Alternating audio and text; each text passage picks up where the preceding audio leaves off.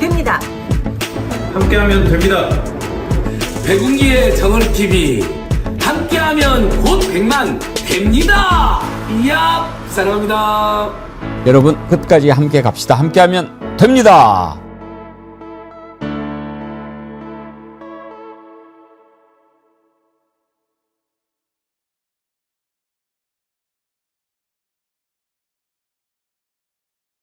여러분 안녕하십니까, 백운기입니다. 미추광이 내란 속에 윤석열이 전쟁을 일으켜서라도 자신들의 죄를 덮기 위한 내란을 획책했다는 사실이 속속 드러나고 있습니다.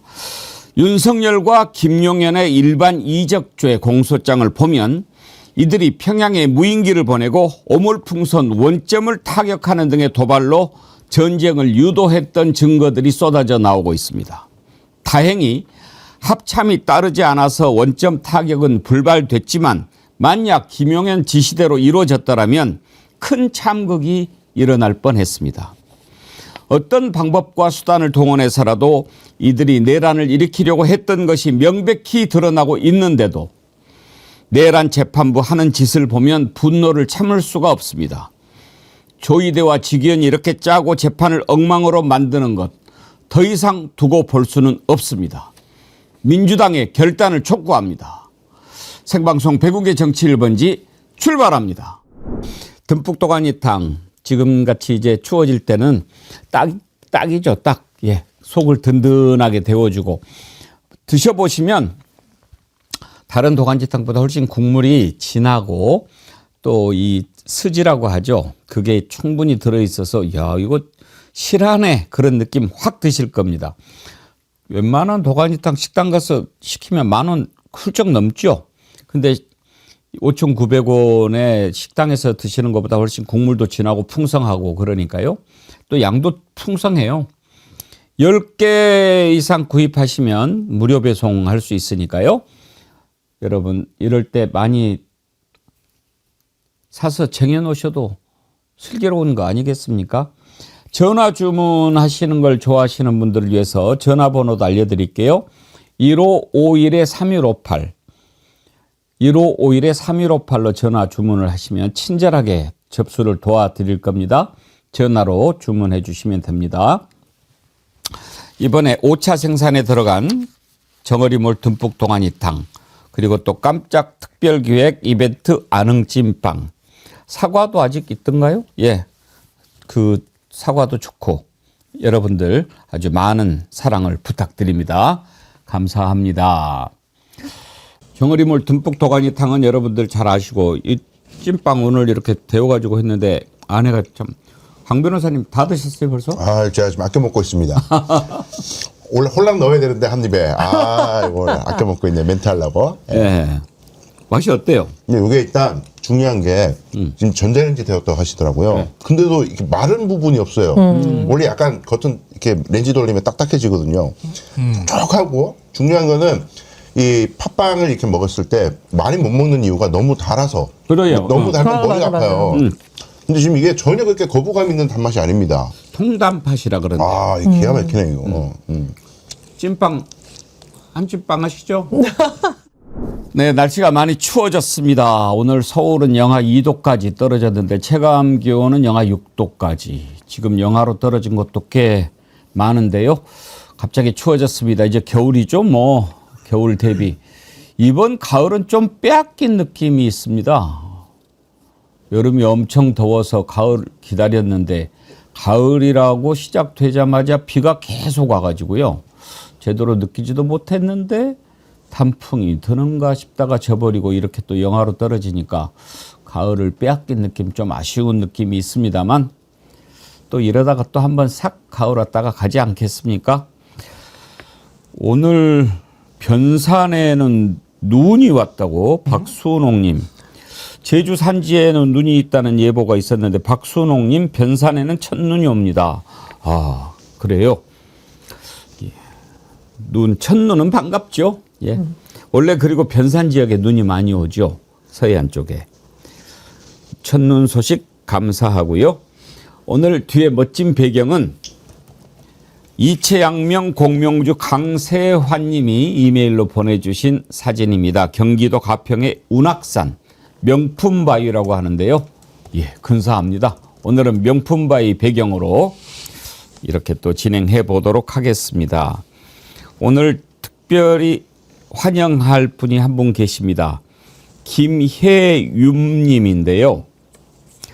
김혜윤님은 청각장애인이십니다. 볼 수는 있는데 들을 수 없습니다. 그런데 베르사유 장마님 친구분이신데요. 베르사유의 장마님이 우리 백운기 정치 1번지를 함께 보시면서 수어로 설명을 해 주신다고 합니다. 그래서 정치 1번지를 보시는데 김혜윤님, 베르사유 장마 친구입니다. 좋은 방송 감사합니다. 장마가 수화 통역해줘서 오늘도 일부 잘 보겠습니다. 제가 청각장애인이라서 글이 서툴지만 종종 인사드리겠습니다. 김혜윤님 감사합니다. 그리고 베르사유의 장마님께도 감사드리고요. 베르사유의 장마님께서 이렇게 소개를 수어로 번역을 해주고 계신다고 하면서 백운계 정어리 TV가 이제 좀 더 크게 자라면 수어 방송을 꼭 해달라고 요청하셨는데 제가 그렇게 하도록 약속을 드렸습니다. 더 키우겠습니다. 그리고 오늘 방송 전에 혹시 음악 들으셨나요? 원래 이제 10시부터 10시 반까지는 그냥 저희가 제목만 달아놓고 여러분들 댓글 활발하게 하고 10시 반부터 하이라이트 방송을 보내드리는데 어제부터 10시부터 10시 반까지 정어리송을 들려드리고 있습니다. 우리 정어리 서포터즈님께서 AI로 정어리송을 8개나 만들어서 보내주셨습니다. 그래서 그걸 이렇게 쭉 들었는데 참 흥겹고 어깨가 절로 들썩이는 그런 정어리 행진곡입니다. 여러분들 아침에 댓글 나누실 때 서로 이렇게 흥겹게 나누시면 참 좋을 것 같다 그런 생각이 들었습니다. 찌개거품님, 피와 살이 되는 좋은 방송 감사합니다. 예, 더 열심히 하겠습니다. 오늘 함께 하실 세 분 패널 소개하지요. 김성환 시사평론가님 반갑습니다. 네, 안녕하세요. 전예현 민주연구원 부원장님 어서 오세요. 안녕하세요. 오늘부터는 이제 전 민주연구원 부원장님이라고요? 네, 며칠 전부터 이제 여기 당에서 결정이 됐고요. 저희가 이제 연구원장님께서 자리를 옮기시면 부원장님도 같이 이렇게 됩니다. 그러나 앞으로 더 열심히 또 당을 위해서 이재명 정부 성공을 위해서 국민 주권 정부 성공을 위해서 열심히 뛰겠습니다. 뭐 또 더 좋은 일이 있겠죠. 네. 예. 강수영 변호사님 어서 오세요. 안녕하세요. 강수영입니다. 우리 강수영 변호사님 오시면 스튜디오 텐션이 확 높아지죠. 저희 뭐 몇 안 되는 장기입니다. 또 뭐 있습니까? 분위기 띄우는 거 외에는 딱히 장기가 없는데. 몇 안 된다면 한두 개는 있어야 되지 않습니까? 예, 저 이제 몸무게를 조정하면은 외모가 또 장점이 됩니다. 아직은 조정이 좀 안 돼가지고 성부스럽습니다. 예. 어제 MBC가 단독으로 보도를 했는데요. 일반 이적죄로 지금 윤석열 또 기소가 돼 있죠. 그런데 그 공소장 내용을 보니까 정말 아슬아슬했더군요. 저는 어제 그 보도를 보면서 한편으로는 분노하면서 한편으로는 참 하늘에 감사했습니다. 하늘이 우리나라를 지키셨구나. 어떻게 해서든지 북한으로부터 도발을 유도해서 우리나라를 전쟁 상태로까지 만들어서 계엄을 발동하고 그걸 빌미로 정권을 계속 연장해 보려고 하는 그런 획책을 했다는 사실이 드러났지요. 비상계엄 16일 전인 그러니까 11월 17일에 그때 우리 기억하는 게 김여정 노동당 부부장이 우리 남측의 대북전단 살포를 맹렬히 비난하면서 대가를 치르게 될 거다 그렇게 얘기하지 않았습니까? 그때 육군 최전방부대 대공포를 전진 배치했다는 겁니다. 그리고 김용현이 그 다음날 새벽에 합참 지휘 통제실을 찾아서 오물풍선 날아오면 타격하라. 그러니까 즉각 30mm 대공포의 발사각을 높여서 고각 발사를 위한 조준에 들어갔는데 합참이 이거 발사하면 안 된다 해서 실제 발사는 안 됐어요. 그랬는데 열흘 뒤에 11월 28일에 북한이 다시 오물풍선을 내려보내니까 김용현이가 또 한 번 격추시켜라. 이때도 합참이 행동에 나서지 않았어요. 그러니까 김용현이가 자신의 육사 후배 합참 작전본부장 이승호를 따로 불러가지고 야 원점 타격해야 돼. 내가 직접 지휘권을 행사해서 지상작전사령부에 지시하겠다. 이렇게까지 압박을 했는데 육사 후배의 이승호가 이건 상식에 벗어나는 일인 것 같아가지고 이때부터 김용현 지시에 반대하기로 했다. 이렇게 진술을 했다는 겁니다. 그게 11월 28일인데 계엄이 언제입니까? 그로부터 닷새 뒤에 비상계엄을 선포한 거죠. 이걸 보면 뭐 드론 날리고 이런 것은 다 이제 우리가 드러났잖아요. 근데 만약에 그 발사를 했다면 어떤 일이 벌어지겠습니까? 최소한도 이건 뭐 전면전까지는 몰라도 국지전까지 가는 상황이 되지 않겠습니까? 김성환 평론가님. 네, 맞습니다. 그 과거에 김관진 장관 시절인가요? 근데 박근혜 정부 때로 제가 기억하는데요. 그때도 비슷한 일이 벌어졌잖아요. 그러니까 원점 타격을 하게 된단 말이에요. 그러면은 피해가 발생할 수밖에 없는 상황이라고요. 뭐 연평도 포격전도 역시 마찬가지고요. 그러니까 이런 사람들한테는 그냥 병사들의 생명은 아무것도 아닌 거예요.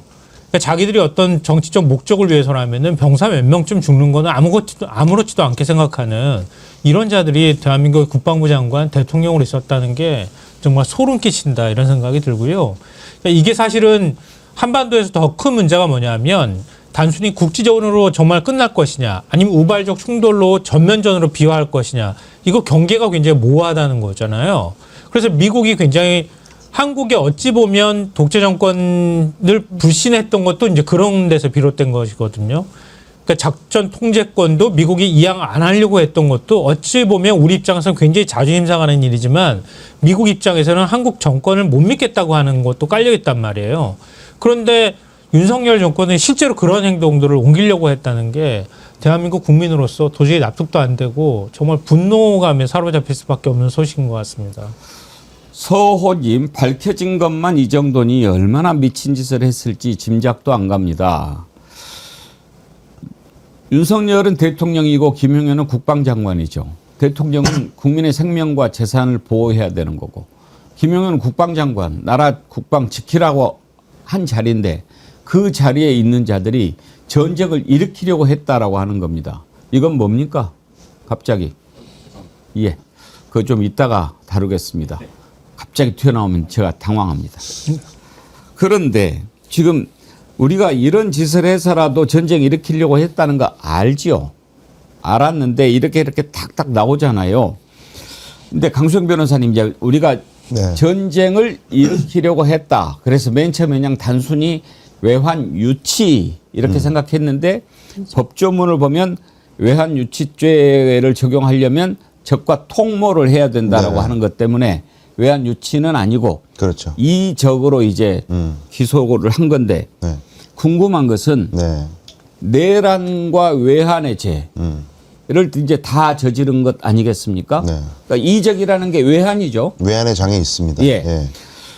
그러면 이제 궁금한 게 그걸 먼저 좀 여쭤보고 싶어요. 우리는 지금 윤석열이 풀려날까 그걸 제 걱정하잖아요. 그러면 일단 이걸 가지고 구속영장을 따로 청구를 안 해도 기소를 하면 이걸로 다시 연장이 될 수 있는 겁니까? 그러니까 법원이 영장을 새로 발부할 수 있는 거죠. 별개의 공수사실로 예. 별도로 기소가 되면 그 재판부에서 영장을 새로 발부할 수 있는 겁니다. 근데 이제 법원 입장에서 이제 선제적인 조치가 필요한 건데요. 일반적인 사건에서는 피고인이 공소 제기됐을 때 일단 불구속 상태에서 제기가 돼서 재판에 잘 출석을 한다면은 영장 발부를 하지 않습니다. 하지 않는데, 근데 지금 이 사안은 워낙 특수한 사안이고 구속돼 있는 상태에서 풀려났을 때 증거인멸에 우리가 있다라고 판단한다면 법원 입장에서는 혹시 지기현 재판부가 이럴까지 안 되겠는데요? 미안합니다. 이렇게 만약에 한다면 예. 그럼 국민들 여론이 엄청나게 들끓을 것이고 법원에 대한 근본적 신뢰가 다 무너질 거 아니겠어요? 그러면 이제 새로 그 기소된 그 재판부에서는 이건 풀어줬다가는 정말로 법원 문 닫는다. 이건 그렇기 때문에 법원을 위해서 영장 발부하는 것이 아니라 증거인멸에 우리가 있다는 거예요. 나가가지고 공범들 혹은 증언대 설 사람들 또 회유하고 협박하고 그럴 거 아니겠습니까? 그럼 재판이 다 오염되기 때문에 법원 입장에서는 뭐 한시도 틈을 주지 않고 바로 영장 발부해야 한다. 저는 그렇게 봅니다. 할 거고요. 지금 그 재판부는 배당이 됐습니까? 아직 그 정보는 지금 알려져 있지 않은데요. 이적적 관련해 가지고. 네, 아마 직위원 재판부에는 배당이 안 될 겁니다. 그쪽으로 가면은 또 안 되겠죠. 그건 난리 나죠. 아니 직위원 같은 경우에 12월 중에 끝내겠다고 해놓고 이제 또 1월로 간다는 거 아닙니까? 네, 그러면은 1월에 결심한다는 거죠. 그렇죠. 선고는 그러면 1월도 안 되는 거 아닙니까? 네, 1월 안에 하겠다라고 얘기를 했는데요. 그러니까 한 2, 3주 만에 판결 선고하겠다는 거예요. 공판을 종결한 다음에. 근데 지금 법원 어제 이제 공지가 나왔는데 12월 마지막 주부터 1월 첫 주를 이제 휴정기라 그래서 법정이 쉬는 이제 휴가 기간으로 이제 공지를 했습니다. 근데 이제 직연하는 얘기는 휴가 기간도 반납하고 휴가 기간에 재판을 하겠다. 뭐 대단한 얘기인 것처럼 한 거거든요. 근데 1월 첫 주까지가 이제 휴정기인데 그 휴정기 기간에 뭐 누가 아파요. 변호사도 아프고 뭐 윤석열도 아프고 누구도 아프고 이래가지고 미뤄진다. 그랬다가 만약에 종결이 안 되면 그 상황은 누가 책임질 거냐. 그럼 판결 선고를 뭐 1, 2주 만에 급속으로 할 거냐. 이 방대하고 엄청난 증인수만 해도 어마어마한데. 그러니까 국민들의 신뢰를 불식하기 위해서는, 불신을 불식하기 위해서는 재판 진행을 이렇게 느리게 해서는 안 됐었던 거예요. 안 되죠. 예. 근데 지금 뭐 거의 뭐 일심이 막바지에 다다른 상황에서 갑자기 또 재판부를 뭐 바꾼다, 내란 전담 재판부 설치해서 다 옮겨 이렇게 해버리면 또 지연이 되기 때문에 지금은 돌이킬 수 없는 상황이 지금은 잠정적으로 그런데 뭐 어차피 항소심으로 갈 거고요, 이 사건은. 항소심 가서는 제발 이렇게 하지 말고 정말 화살처럼 날아가는 속도로 그렇게 하지 않으면 법원에 대한 신뢰 다시 회복되기 어렵다. 그렇게 말씀드립니다. 예. 직위원 이제 내란 전담 재판부는 사실 진작 설치를 했어야 될 일인데 네. 그거 결단을 못 해가지고 여기까지 왔죠. 그런데 그렇습니다. 방금 강수영 변호사님 말씀하신 대로 이제 와서 내란 전담 재판부 설치하면 더 늦어질 수도 있으니 일단은 직위원회가 장난을 못 치게 하는 것이 가장 중요하지 않겠습니까? 맞습니다. 예. 그래서 이제 이중관 부장판사 하는 걸 보면서 우리가 그나마 기대를 갖는 게 한덕수는 지금 선고를 미리 할 거 아닙니까? 그렇죠. 한덕수에 대해서 이중관 부장판사가 제대로 선고를 하면 직위원인들 장난칠 수 있겠냐? 이제 우리는 그나마 거기에 좀 기대를 하고 있는 겁니다. 그렇습니다. 이승관 부장판사의 재판 과정을 보면서 국민들이 그래도 위로를 받는다. 그래도 법원에 조금은 희망을 걸게 된다는 말이 나오고 있는데요. 그 이유는 뭐냐면 법원이 정말 이 사건에 있어서 최후의 보루의 성격을 갖고 있는데 이승관 판사가 보여주는 증인에 대해서 뭐 안 나오면 소환을 하겠다. 그리고 한덕수가 법과지처럼 빠져나가는 부분에서 정확하게 짚는 부분 여러 가지 보면서 국민들이 기대를 걸고 있습니다. 근데 중요한 것은 판결이 또 어떻게 나냐입니다. 그 판결에 따라서 한덕수뿐만 아니라 지금 뭐 사실은 줄줄이 엮여 있는 최상모, 이상민 등도 영향이 있지만 가장 중요한 건 윤석열 내란 수계에 대해서도 영향을 미칠 것으로 보이는데요. 그렇기 때문에 이승관 부장판사의 말 한마디 한마디를 국민들이 지켜보고 있는 겁니다. 사실은 우리가 제도적으로 법원을 개혁하는 문제도 있지만 그에 앞서 더 중요한 것은 내란과 관련된 이 재판 그리고 윤석열을 둘러싼 여러 혐의에 대한 재판을 법원이 어떻게 판결을 내려주시느냐가 저는 국회에서 만드는 어떤 제도보다도 강력하게 법원을 신뢰할 수 있느냐 없느냐를 가르는 시험대가 불 거라고 봅니다. 부디 국민들이 사법부를 불신하는 이 기류가 바꿔질 수 있는 엄중한 판결을 내려주시기 바랍니다. 예, 지금 매우 중요한 시간이 다가오고 있습니다. 아무리 재판 뭐 하면 뭐 합니까? 선고 제대로 해야죠. 윤석열 내란 수괴 반드시 사형에 처해야 되고요. 휴트베이글 50님 직위원 반드시 판사 자격 박탈해야 됩니다. 직위원은 판사 자격 없습니다. 살다 이런 미친 재판은 처음 봅니다. 그러셨는데 모든 국민들이 그렇게 생각해요. 저도 직위원 판사 감이 안 된다고 생각합니다. 자격 없습니다. 일단 하는 것도 그렇지만 우리가 이 지금 얼마나 엄중한 재판입니까? 그런데 중계를 해서 보니까 직위원은요, 이 엄중한 재판에 도저히 적당한 판사라고 볼 수가 없습니다. 뭐 다른 데 가서 일반 가볍게 하는 거 하면은 뭐 판사니까 그렇게 할 수 있지만 내란 재판 아닙니까? 근데 말하는 것마다 보십시오. 그렇죠? 그렇죠? 이건 아니죠. 하여튼 지금 일단 다가오고 있으니까 우리가 보는데 어떻게 결과가 나오든지 간에 1심 재판 끝나면 이제 항소심은 넘어가지 않습니까? 그때 직위원이 삶아야 합니다. 사냥이 끝나면 반드시 삶아야죠. 절대 용서하면 안 됩니다. 직위원에게는 일단 가장 기본적으로 말도 안 되는 걸로 윤석열을 풀어준 죄가 있지 않습니까? 이건 죄입니다. 왜 죄냐? 본인이 판단한다고 해서 모든 것이 되는 게 아니잖아요. 지금까지 50년입니까? 60년입니까? 우리나라 재판부 생긴 게? 네, 60년 넘었죠. 60년 넘었죠. 그때까지 한 번도 시간으로 계산해서 구속 기간을 산정한 적이 없어요. 기상천외한 방법으로 시간으로 계산해서 윤석열을 풀어줬잖아요. 그러면 만약에 지금까지 법원이 잘못 계산했구나 이런 설계를 만든 것이 된다면 그다음부터 다 시간으로 가야죠. 그다음엔 다시 다 날로 돌아가요. 전무후무해요. 윤석열만 시간으로 풀어줬어요. 이건 죄입니다. 이건 직권남용이죠. 그렇지 않습니까? 그렇죠. 게다가 걷다 대고 검찰은 항고를 하지 않았잖아요. 법원 판결이 잘못됐다고 이의를 제기했어야 된단 말이에요. 이번에 지금 뭐 항명이니 뭐 대장동 항소 포기 가지고 난리를 치는데 제가 일선 검사들 이야기를 들어봤을 때에는 사실 이게 대장동 항소 포기했는지 이건 일선 검사들 지금 평검사들 관심이 없어요. 지금 뭐 검난이라고는 하지만 직원장들이 정치적 목적을 가지고 떠드는 건데 평검사들은 실무 열심히 하고 지금 조사하고 뭐 공판 열심히 참여하는 그 검사들은 관심이 없고 제일 충격받았던 게 직위원회 그 구속 취소 결정이었어요. 앞으로 우리 실무를 어떻게 하냐 그러면. 그렇죠. 아니 이건 도대체가 이때까지 이렇게 계속 해왔는데 이제 그러면 우리 잘못 계산하면 다 풀려나는데 극악무도한 범죄자들도 공소 제기를 언제까지 해야 되는지 명확하게 기준을 제시해달라. 차라리 대법원까지 올라갔으면 대법원 판례가 나오면 그게 이제 우리나라의 확고한 기준이 돼버려요. 근데 대법원까지 못 가게 항고를 안 해버렸잖아요, 검찰이. 근데 지휘부는 아무도 문제 제기를 안 해요. 지검장들 조용해. 그러니까 일선검사들, 평검사들이 야 이거 이렇게 해서 되나? 그것 때문에 평검사들이 흔들렸다니까요. 그러니까 정말 자기들이 국민들을 위해서 분노해야 될 때는 하지 않고 평검사들이 분노할 때는 조용하다가 지검장들이 아무도 평검사들 관심 없는데 지검장들끼리 지금 일어나가지고 난리친다는 것은 정치적인 동기가 있는 것이 명확하다. 그러니까 혼을 내야 된다는 거죠. 지금 강등이든 뭐든 다양한 얘기 나오는데 이게 뭐 지금 뭐 보수 언론들 읽어보면은 아니 질문하는 거 가지고 징계하는 게 말이 되냐고 막 들불처럼 난리예요 이게. 저는 이것도 다 동맹관계라고 생각하는데 단순한 질문이 아니죠.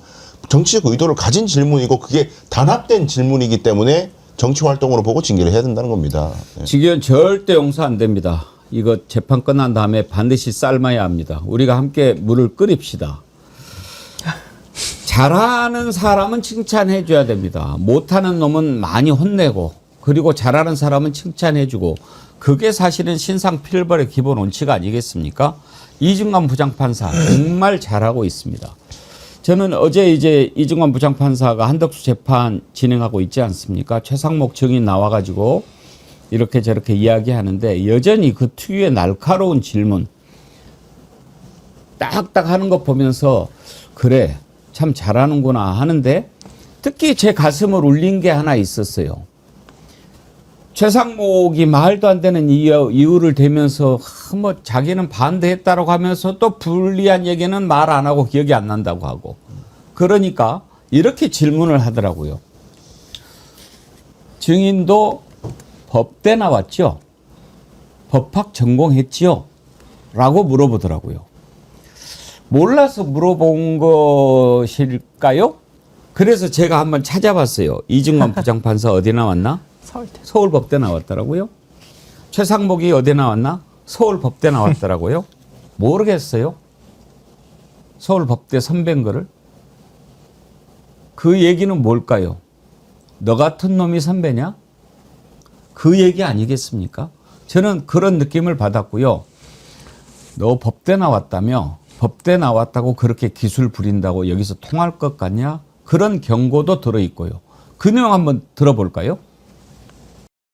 이때 어떤 얘기가 오고 갔는지 기억을 하십니까? 기억이 날 일이 있었으면 당연히 기억이 날 텐데요. 그런 건 없었던 것 같습니다. 의사 정족수 11명이 충족이 된 상황인데 이때 윤석열 대통령이 무슨 이야기를 했는지는 기억이 나십니까? 저 기억이 나지 않습니다. 네. 피고인도 그때 상황에서 비상경에 반대한다는 의사를 표시한 사실이 있습니까? 뭐 저 당시에는 기억이 없습니다. 증인은 계속 뭔가를 읽어보시는 것 같고 네, 전 뭐 잘 모르겠습니다. 네.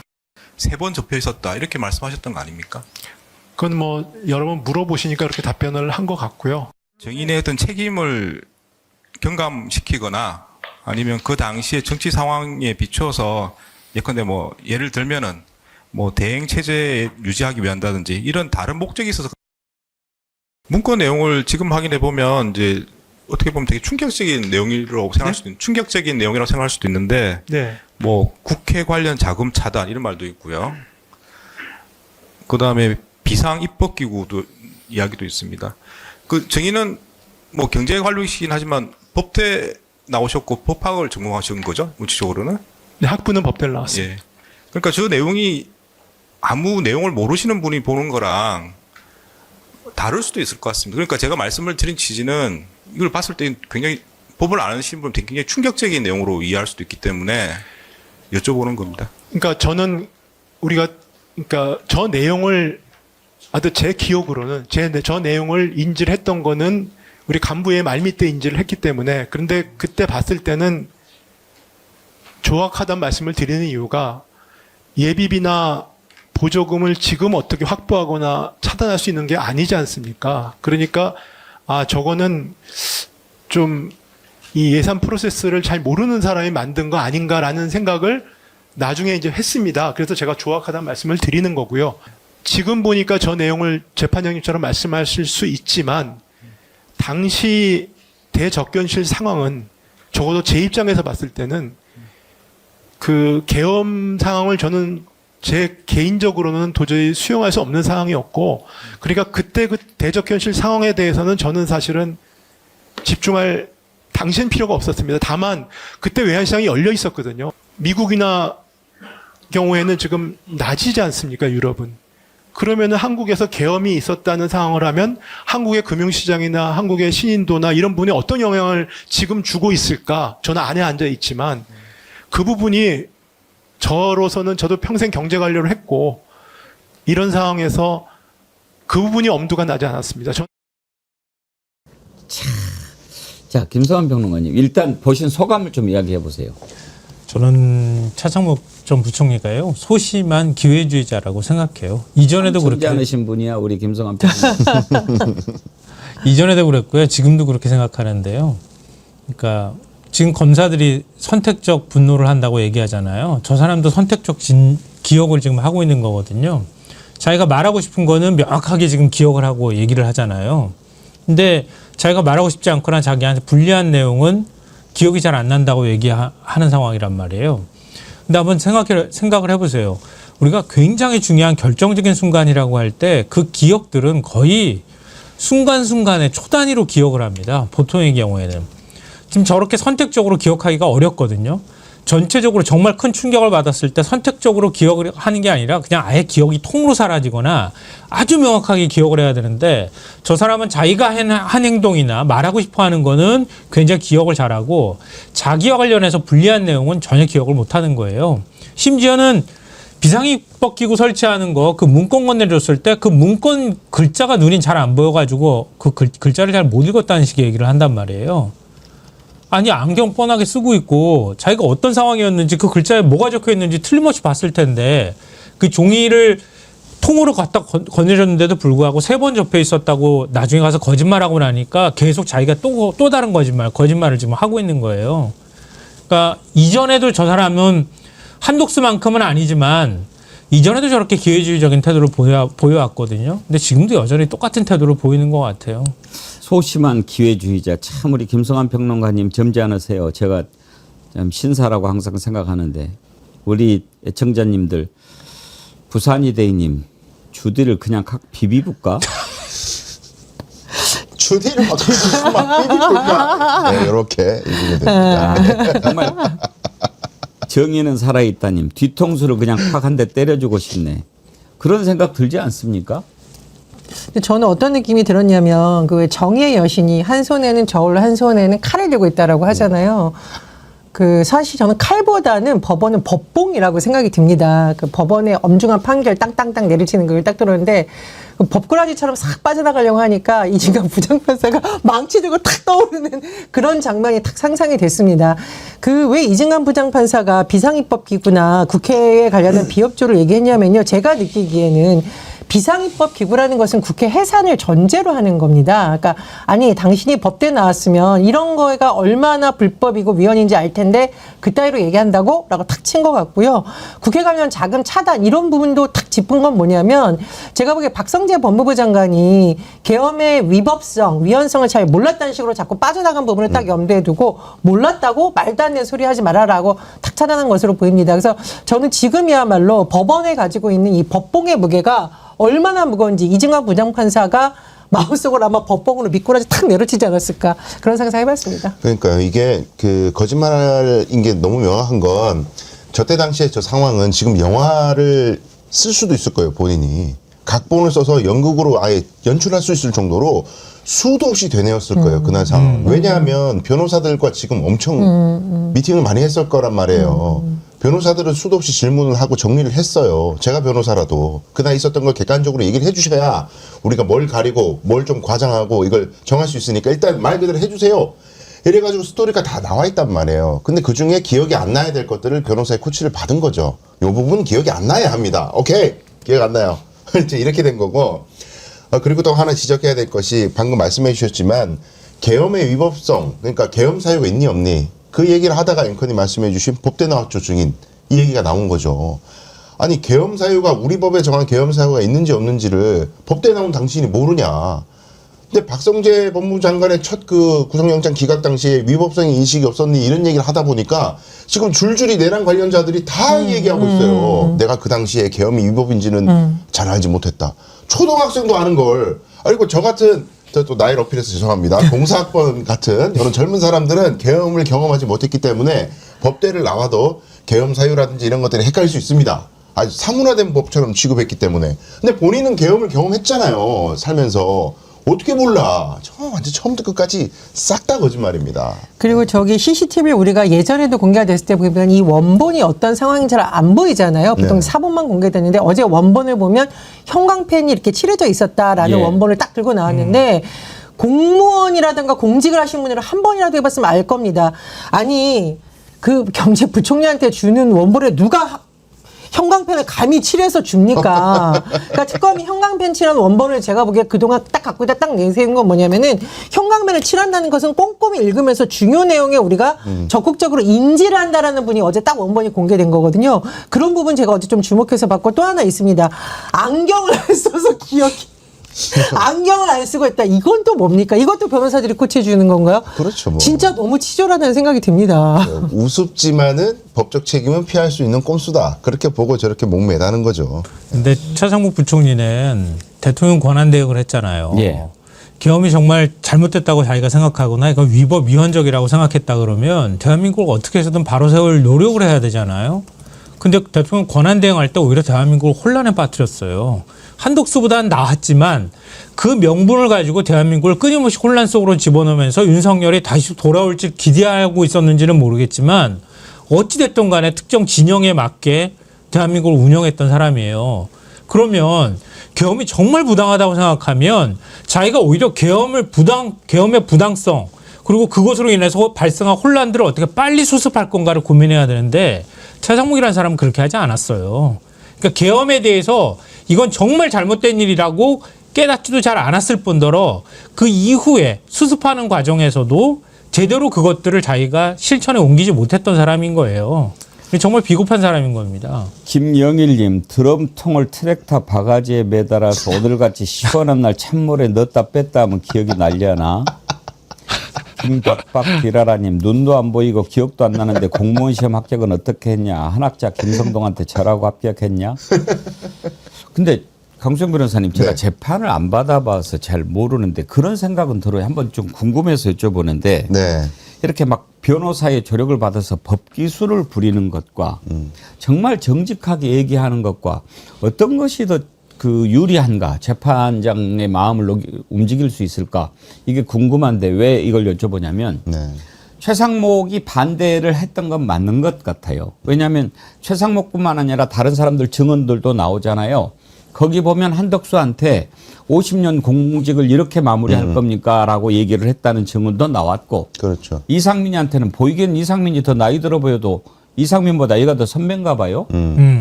야 너야 뭐 예스맨이니까 그렇게 하겠지. 이렇게 반말로 난 처음에 반말했다고 그래서 이상민이가 더 나이 들어 보이던데 찾아봤더니 한두 살 때 윗디다. 아, 안쓰럽습니다. 학교 선배고. 그러면 네. 정말 저는 여러 가지 경제 상황이나 이런 것이 전해졌을 때 우리나라 큰 위기가 오니까 절대 안 된다고 반대를 했습니다. 그러나 역부족입니다. 나 혼자 반대한다고 될 일도 없고 또 재판장님도 아시겠지만 윤석열 성질이 보통 아니지 않습니까? 뭐 그냥 뭐 욕만 잔뜩 먹고 돌이킬 수 없다고 그러고 그래서 내가 뭐 안 된다고 그랬는데 그때 그래도 바지가락이라도 붙잡고 막았어야 되는데 참 잘못했습니다. 이렇게 하면 제가 생각하기에 재판장이 이 자식 뒤늦게라도 반성하는구나. 개전에 정이 있네. 그래서 좀 봐줄 것 같은데 저렇게 불리한 진술은 기억이 안 난다고 그러고 조금 자기한테 유리할 것 같으면 이렇게 이야기하고 어떤 게 더 나아요? 당연히 진솔한 게 나은데 이제 저런 이상한 태도는 뭐냐면은 변호사한테 의문을 이제 코치를 받은 부분은 아마 잘못하다가는 계엄이 위법한 거를 알면서도 말리지 못했다는 것 때문에 방조범으로 취급될 수 있기 때문에 적극적인 얘기를 하지 말라고 주문을 받았을 거예요. 그러다 보니까 지금 이 방조범의 핵심 포인트 계엄이 그 당시에 위법한 것을 인식했습니까와 그 다음에 말릴 수 있었느냐 이 부분에 대한 진술들이 굉장히 흐려져 있어요. 지금 얘기하는 걸 보면. 그리고 중간 과정들이 애매하죠. 뭐 이렇게 납득할 수 없는 뭐 그 당시에 뭐 안경을 안 썼고 잘 못 봤다는 이 모든 것들이 그 당시에 경황이 없어가지고 계엄이 위법한지를 몰랐어요. 이 얘기를 계속 하는 건데 근데 법원 입장에서 이거 설득력이 너무 떨어지는 건 한 가지 지점 꼽자면 아니 그러면 왜 반대하냐 이거예요. 본인이 계엄이 위법한지를 확신이 없는데 왜 반대하냐. 그냥 외환시장이 걱정돼서 주식 떨어질까 봐 무서워서 계엄 반대했다. 이게 말이 돼요. 계엄이라는 게 전시 상황을 대비하기 위해서 만든 조항인데 지금이 전시 상황인지 아닌지 그걸 판단해가지고 반대했다. 이게 논리적인 거지. 내가 전시 상황인지 아닌지 그건 잘 모르겠고요. 계엄은 주식시장을 박살내기 때문에 저는 반대했어요. 어느 판사가 이걸 납득하겠어요. 그러니까 이걸 뭐 법기술을 부린다 그래도 요건만 딱딱딱딱 범죄 요건만 빠져나가면 된다고 생각해서 기술을 부린지 모르겠지만 법원 입장에선 그 자체가 설득력이 너무 떨어지기 때문에 오히려 자충수가 될 텐데 변호사들이 제가 봤을 때는 열심히 안 하는 것 같아요. 예. 하기야 뭐 거미줄 최정아님도 정직하면 죄가 더 커집니다.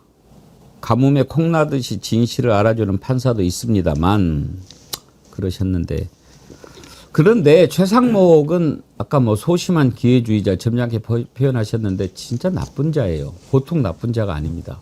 거짓말을 할 때 예를 들면 좀 부끄러워해야 되잖아요. 그런데 뭐라고 그래요. 가로로 2번 접혔다 뭐 이런 식으로 구체적으로 거짓말을 해요. 맞아요. 그거 말이 됩니까? 예를 들어서 뭐 한덕수처럼 염치가 있어가지고 뭐 집에 와보니까 뒷주머니 있더라. 이래도 에이 자식 근데 뭘 접어서 이렇게까지 거짓말을 구체적으로 하는 거는 아주 나쁜 자예요. 그러니까 그 서울법대 가고 고시 합격한 그런 머리를 이런 데다가 써먹는 거죠. 더 나쁜 게 뭔지 아십니까? 이자가 경제부총리를 했잖아요. 그런데 경제부총리를 하면서 미국 국채 2억 원을 샀었던 거 혹시 여러분 아십니까? 경제부총리라는 놈이 환율 급등하는 것에다가 베팅을 했다 이 말입니다. 이게 말이 됩니까? 에? 이건 정말 나쁜 거 아닙니까? 야, 이 진짜 이거 어떻게 삶아야 되죠? 정말 이 한두 사람이 아닙니다. 그때 청문회 때 한번 보실까요? 뭐 가로로 2번 접혔냐 뭐 이렇게 그때 이제 박선원 의원이 질문을 잘했죠. 어떻게 접었어요? 가로로 세로로 한번 그때 보실까요? 그 문건 어떻게 접어서 호주머니에 넣으셨습니까? 접은 상태에서 받았습니다.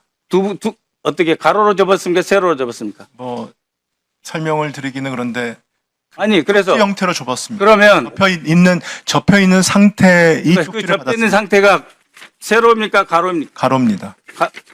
이겁니까? 아니요. 가로. 가로로 2번 정도 접혀 있고 가로가 한 번 더 두 접혀 번 있었습니다. 접혔다 이거죠? 또 한 번 접혀 있었습니다. 한 번 더 접혔어요? 네, 그렇습니다. 그러면은 이거를 저는 받아서 그 당시에 쪽지로 인식을 했습니다. 말씀드린 거죠. 부총리, 그렇게 했을 때 대통령이 이 지시문건을 주시면 국무회의에 빈손으로 갑니까? 서류 가방 들고 가시죠? 저는 그때 사복으로 갔습니다. 사복으로 가셨습니까? 네. 그러니까 더더욱 국무회의가 아니었겠네요. 그죠? 저는 사복으로 갔습니다. 그래서 이렇게 접어서 밑에 분한테 주시고 그 다음에 이런 상태의 문건을 펴가지고 검찰에 제출하신 겁니까? 제가 제출하지 않았습니다. 아니 그러니까 이렇게 폈을 거 아니에요? 아니, 제가 피지 않았습니다. 그러니까 저는 그러니까 제출한 상태에서 이렇게 접혀진 흔적이 없어요. 아니 근데 저는 그 밑에 분이 이거를 다리미질 해가지고 펴가지고 다시 작성해 제출한 그거는 뭐 차관한테 물어보시면 될 텐데요. 접은 상태 아니 그러니까 받으신 분이 그러니까 제가 드린 부총리니까 제가 질문 드리는 거예요. 저는 지금 말씀하신 자료가 뭔지 모르겠거든요. 그러니까 보신 자료가 접히지 않은 자료라는 게 무슨 뜻인지 모르겠고요. 저는 네, 그거 기억에 확인하겠습니다. 따라서 그러니까, 받은 예, 거를 확인될 갖다가 겁니다. 했던 것입니다. 참 거짓말 잘 잡아내죠. 가로로 접었어요, 세로로 접었어요. 그런데 저런 거짓말 다 드러납니다. 그 대통령실 CCTV 영상에 보면 최상목이 문건을 받아서 들여다보고 있는 장면이 나와요. 윤석열이가 줍니다. 최상목이한테 펴가지고 윤석열이 대리미질 해갖고 줬네. 그러니까 쳐다봐요. 쭉 들여다봐요. 너 어떻게 해. 보고 있어요. 근데 무슨 가로 세로 말 같은 소리를 해야죠. 저게 만약에 없었으면 어쩔 뻔했어요. 그러니까 저 지점도 쪽지로 접혀져 있었다보다 더 본질적인 거는 내가 대통령한테 받은 게 아니고 어떤 실무자한테 잡힌 쪽지를 받았다. 맞아요. 그리고 끝까지 안 펴봤기 때문에 나는 이게 그 당시에 계엄의 뭐 구체적인 위법성 이런 걸 몰랐다. 계엄의 내용을 몰랐기 때문에 이 얘기하려고 거짓말 하는 거예요. 근데 대통령이 보고 주고 자기는 한참 읽어보고 내용을 알았잖아요. 그럼 야 저걸 읽고도 저 문건을 읽고도 계엄이 위법하다는 걸 몰랐다고? 바보야? 법대 아니라도 초등학생이라도 알겠다. 저런 기상천외한 문건 내용인데 근데 왜 당신은 막지 않았어? 왜 그때 국무회의 하지 말자 그러고 다 뛰쳐나가자 그러고 여기 있는 사람들 다 퇴장합시다 그런다든가 본인이 퇴장을 한다든지 본인이 뭐 스크럼을 짠다든가 왜 그걸 안 하고 그냥 무기력하게 그냥 뒤에서 뒷담화 까듯이 한총회인데 소리나 지르고 만만한 사람한테 대통령한테 찍소리도 못하고 말이야. 너 그게 방조 아니야? 이렇게 몰릴까봐 시종일관 나는 그 당시에 계엄의 내용을 잘 알지 못했어요. 충격받아서 어버버버만 했습니다. 새빨간 거짓말이에요. 아니 국회 관련 자금 차단이라는 게 이게 그냥 한쪽 문구인가요? 뭐 빨리 모여라 이런 문구예요? 국회 관련 자금 차단을 어떻게 대통령이 기재부 장관한테 지시를 할 수 있는 상황입니까? 본인도 얘기하잖아요. 그게 그럴 수가 없는 그러니까 거라고. 비상입법기구라는 말이 어떤 거예요? 저분이 무슨 지금 뭐 10대 초등학생이에요? 비상입법기구가 가진 그 얼마나 엄청난 건지 5공화국을 거치고 전두환 행태를 봤던 사람들이 다 친을 떠는 단어인데 이 비상입법기구라는 단어를 보고 기억을 못했다는 건 정말 말이 안 되는 거고 제가 최상목한테 진짜 분노하는 건 뭐냐면 제가 그 대통령 권한대행하면서 세상에 이런 사람이 있나 싶은 거예요. 계엄 이후에 윤석열은 그런 상태고 한덕수도 탄핵된 상태에서 대통령 권한대행할 때 뭐 했는지 아십니까? 퍼스널 컬러 뭐 어쩌고 해가지고 그 사진 보고 우리 국민들이 얼마나 분노했는지 아십니까? 떡 맺히는 행사 가지고 떡 치는 행사도 공개된 적이 있어요. 이거 지금 계엄 상황 이후를 즐기느냐? 이런 말이 나왔고요. 국회에서 밀어붙이려고 했었던 여러 가지 행태에 대해서 계속 거부권 행사했습니다. 가장 문제된 거 헌법재판관 임명 왜 안 했습니까? 헌재에서 문제 있다라고 권한 침해다라고 했는데도 안 했어요. 이거는 내란 방조, 내란 공모 혐의도 물론 적용해야 되는 거지만 그 이후의 행태를 지켜봤던 잘 알고 있는 재판부의 입장으로서도 이거 뭐야? 계엄에 적극 공모한 거 아니야? 그리고 이후에 권한대행으로서 이 상황을 즐겼던 것 아니야? 충분히 의심할 수 있는 상황이라고 봅니다. 좀 말 바꾸겠습니다. 소심한 기회주의자가 아니라 사악한 기회주의자가 바꿔야 됩니다. 왜냐하면 제가 너무 기억을 하거든요. 당시에 비상계엄 하고 난 다음에 그때 최상목이가 받은 걸 누구한테 받았느냐. 왜냐하면 보도가 엇갈렸거든요. 제3자를 통해서 건네받았다는 주장이 있었고 최상목이 직접 받았다는 주장이 있었어요. 당시 검찰 수사 받는 과정에서 최상목이 직접 받았다는 얘기를 했던 것 같아요. 근데 당시 보도가 엇갈려가지고 제가 어느 쪽을 맞다고 판단해야 될지가 굉장히 헷갈렸던 게 기억이 지금도 생생하거든요. 그러니까 자기가 비상계엄에 어떤 방식으로든 연루됐다고 하는 흔적을 남기지 않기 위해서 저렇게 뻔뻔하게 계속 반복적으로 거짓말을 한 거예요. 제3자로부터 받았다. 쪽지가 3번 접혀 있었다. 나는 보지 않고 바로 차관부한테 건네줬다. 이런 식으로 간 거예요. 왜냐하면 비상입법기구 얘기가 나오는 순간 이 계엄이 불법이 되거든요. 그걸 너무 잘하는 거지. 국회의 기능정지라고 하는 문제하고 연결이 된다는 걸 자기가 잘 아는 거예요. 그래서 기를 쓰고 그걸 부인하고 어찌 보면 나중에 가서 윤석열이 돌아오기를 바라는 마음까지 아마 갖고 권한대행을 했을 거예요. 그러니까 윤석열, 김용현이가 노상훈이랑 짜고 전두환 반란 그리고 박근혜 때 그 조현천 이렇게 딱 경험을 해서 이것저것 합쳐가지고 어떤 식으로 해야 되는가. 그러니까 국보위 같은 비상입법기구 설치하는 것 그것을 이제 예산 확보를 최상목이한테 지시한 것 아니겠습니까? 그런데 최상목이 또 악랄한 게 뭐냐면 이걸 쪽지라고 해요. 문건을 이렇게 받아가지고 줬잖아요. 근데 쪽지라고 해요. 그 국회에서 그때 물어보니까 이렇게 이야기했어요. 그때는 뭐 그런 크기인 것도 몰랐다. 이게 쪽지냐? 이렇게 서영재 의원이 물어보니까 그 장면도 한번 보십시오. 이게 쪽지예요? 이런 쪽지 있어요? 당시에는 이런 게 쪽지예요? 이런 게 쪽지예요? 전 받았을 때 그 정도 크기의 종인지 몰랐습니다. A4 용지를 뭐 한두 번 봐요? 뭔가 캥기는 게 있어서 그런 거예요. 그런 게 아닙니다. 이거 내란이잖아요. 내란이에요, 내란. 그럼 내란이라고 고발을 해야지. 여러분, 대한민국 국민 여러분, A4 용지 이런 거 놓고 쪽지라고 얘기하는 사람 봤어요? 대통령이 비상계엄을 하면서 나눠주면 이게 얼마나 중요한 건지 봐야죠. 그리고 이거 안 됩니다 라고 얘기하고 나와서 이거 고발해야죠. 저는 반대했는데 이렇게만 얘기한다고 돼요? 탄핵을 남발한다고요? 징계를 때리고 그 잘못된 사람들을 잘랐어야지. 자르지 않으니까 탄핵하는 거 아니에요? 그 이번에 쭉 보면은요.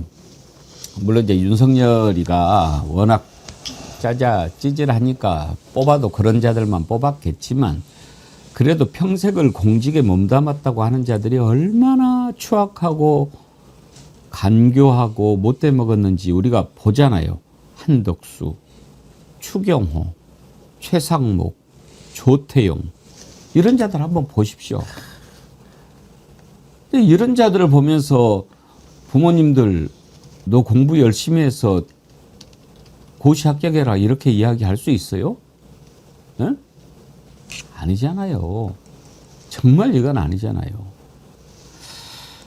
이증관 판사 칭찬 하나만 더 합시다. 추경호 전 원내대표 재판 증인으로 이렇게 나왔는데 계속 거부해요. 거부. 내가 지금 뭐 구속 뭐 영장 청구가 돼가지고 말할 수 없다. 보다 못해서 이런 것도 거부할 거냐? 이렇게 물어보던데 꼼짝 못하지요. 한번 들어봅시다. 주로 문제되는 부분은 그 12.3 비상계엄 당시에 피고인과 증인이 통화 내역이 문제되는 것 같은데 그 외의 사항은 정을 하시는데 별 문제가 없지 않으신가요? 어떠한 사항들이 직접적인 관련성이 있는지조차 명확하지 않기 때문에 오늘 일체 정언을 거부하고자 합니다. 일단 준비하신 질문을 하시고요.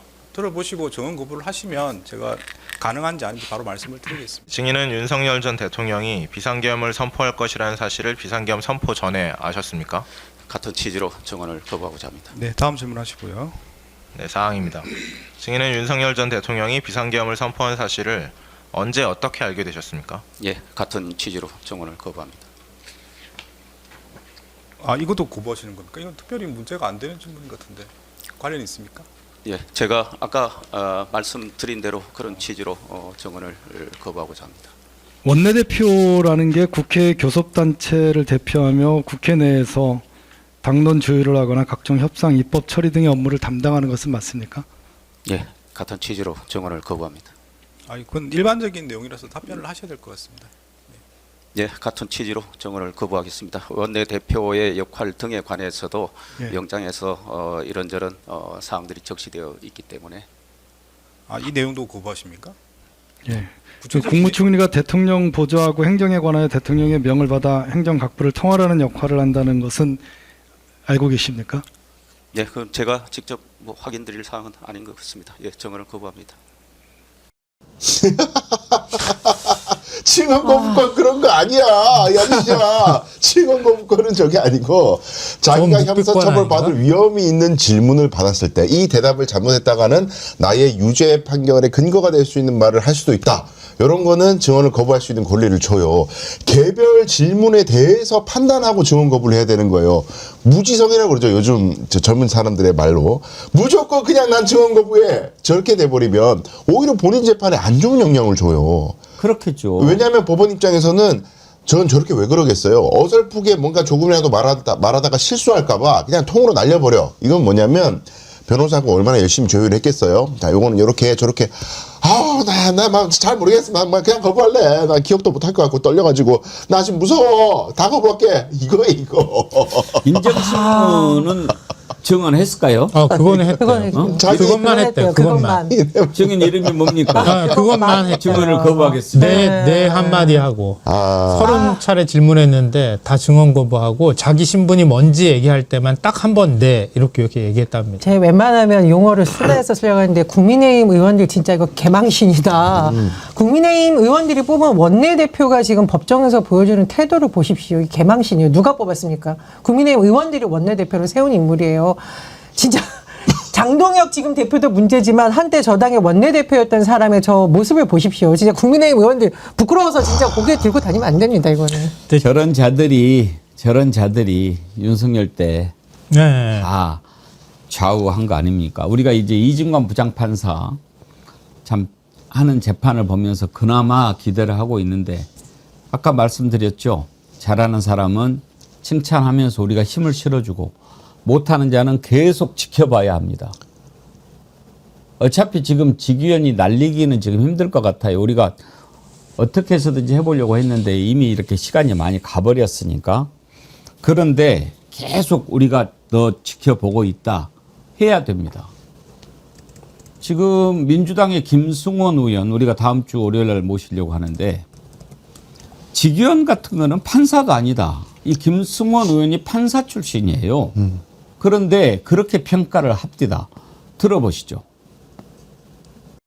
지금 원래 12월 결심 선고를 얘기했다가 다시 또 1월 달로 바뀌지 않았습니까? 또 재판 진행을 하는 것을 보면 본인이 직위원 재판장이 코트를 장악하지 않고 변호인들한테 이렇게 끌려다니는 그런 모습을 현출하고 있고 법정의 권위가 서지 않고 있는데 저는 솔직히 이걸 선고하고 갈 수 있을까 그렇게 우려가 됩니다. 어떠세요? 재판을 진행을 하셨을 때 이런 방식의 재판을 보신 적이 있으신가요? 동료 판사들이? 전혀 없죠. 전혀 없고 만약에 그런 동료 판사가 그랬다면 아마 교체해달라고 요청을 했을 겁니다. 그런 정도다. 너무 심각합니다. 심각하고 이게 나중에 이제 그것이 다 속기가 될 텐데 그걸 읽어보는 항소심 판사나 혹은 그걸 나중에 보는 국민들의 그 심정을 얼마나 정말 답답하고 또 한편으로는 분노가 일겠습니까? 배석 판사가 그런 식으로 진행을 했다면 뭐라고 하셨겠습니까? 교체 요구해야죠. 배석 판사를 교체 요구. 입 다물게 하고 교체 요구해야죠. 판사도 아닙니다. 판사도 아니죠. 판사도 아니. 아까 지난번에 어떤 분이 뭐 칠순잔치 사회 보는 놈 같다고 직위원. 제가 또 입을 또 그렇게 놀렸네요. 참 또 방정맞게. 레크리에이션 강사가 어울린다 이런 표현도 나옵니다. 저런 거 보면은요. 그러니까 박성재나 아니면 한덕수 구속영장 기각하고 그랬던 판사들도 마찬가지라고 보는데 대한민국에 우리가 알지 못하는 귀족층이 있는 거예요. 자기들끼리 논리 게임을 하고 자기들끼리 유무죄 판단을 하는 그런 층들이 있다고 저는 생각하거든요. 그 존재가 우리 눈에 잘 안 띄었을 뿐이지 이번에 확연하게 드러났다고 봐요. 그러니까 직위원이나 이런 사람들도 역시 그런 논리들 안에 빠져 있는 사람인 거죠. 그러니까 판사가 시대의 교를 내란이 일어났는데 내란 때 어떤 행동을 취해야 되고 내란 재판을 어떻게 해야 된다는 상황을 해야 된다고 하는 기본적인 판단 자체를 안 하고 그냥 이전에 해왔던 것처럼 법 논리만 가지고 유무죄나 아니면 구속 여부를 판단하고 있다고 하는 거예요. 그러니까 판사들이 사는 세상에 따로 있다는 얘기를 해도 가히 전 틀리지 않다고 봐요. 질문을 주신 분이 두 분 계신데 강수영 변호사님한테 짧게 여쭤보고 다음으로 넘어가죠. 0012724님. 윤석열 구속 만료 1월 18일, 한덕수 선고 1월 28일. 1월 28일로 잡혔나요? 뉴스에 따르면 아마 그쯤일 것 같다고 나오고 있습니다. 한덕수 심리가 11월에 끝나면 12월 선고가 정상인데 왜 선고를 윤석열 구속 끝나는 1월 28일로 늦추나요? 재판부가 이제 여러 고민을 한다고 그때 아마 고뇌를 말한 적이 있는데 이게 지금 증인들이 계속 불출석을 여러 번 하고 이제 밀렸단 말이에요. 어쨌든 이진관 부장판사는 계속 서둘러서 하려고 했는데 계속 이제 밀리다 보니까 뭐 어쨌든 심리는 11월 26일에 종료하는 것이 목표라고 했는데 근데 선고일이 좀 길죠. 그 11월과 1월 사이에 예. 기간이 길잖아요. 이게 저도 잘 납득은 잘 안 가는데 보통 형사사건의 선고기일은 한 달에서 한 달, 뭐 조금 빠르면 20일, 길면 한 달에서 한 달 반 이 정도 텀을 두긴 두거든요. 근데 사실은 이 사건을 선고할 때 그 기록의 분량이라든지 증인의 수라든지 이런 걸 고민하면 통상적인 형사사건보다는 선고할 때 시간이 더 걸리는 건 맞아요. 원래 더 걸려야 사실 충실한 판결문을 쓰는 게 되는 거고. 그래서 국민들의 염원을 생각했을 때는 더 빨리 하면 좋겠지만 통상적인 법원의 실무례를 생각해 보면 한 달에서 한 달 반, 이 복잡한 사건은 좀 길면은 뭐 2달 가까이 이렇게 선고 기간을 늘리게 잡는 것은 이례적인 건 아니에요. 그럴 수는 있다. 근데 더 서두를 수도 있는 거예요. 이건 뭐 예고문 이렇게 한 거지 선고기일은 더 빨리 잡을 수도 있습니다. 최종 공판 때 아직 선고기일을 지정한 건 아니기 때문에. 근데 지금 이제 오늘 보도된 거 그런 좀 종합을 해보면은요, 윤석열 추가 구속은 불가피하다고 보이고요. 그렇죠. 그러니까 천대엽 법원행정처장이 2월 말에 있을 법원 인사 전에 직위원이 선고한다고 얘기했다. 그거 믿고 있다. 이렇게 얘기했거든요. 그러니까 2월 중에 직위원이 선고할 가능성이 높다고 봐야 되는 거예요. 왜냐하면 지금 예비 심리 그 날짜를 추가로 지금 지정을 한 게 14일, 15일이거든요.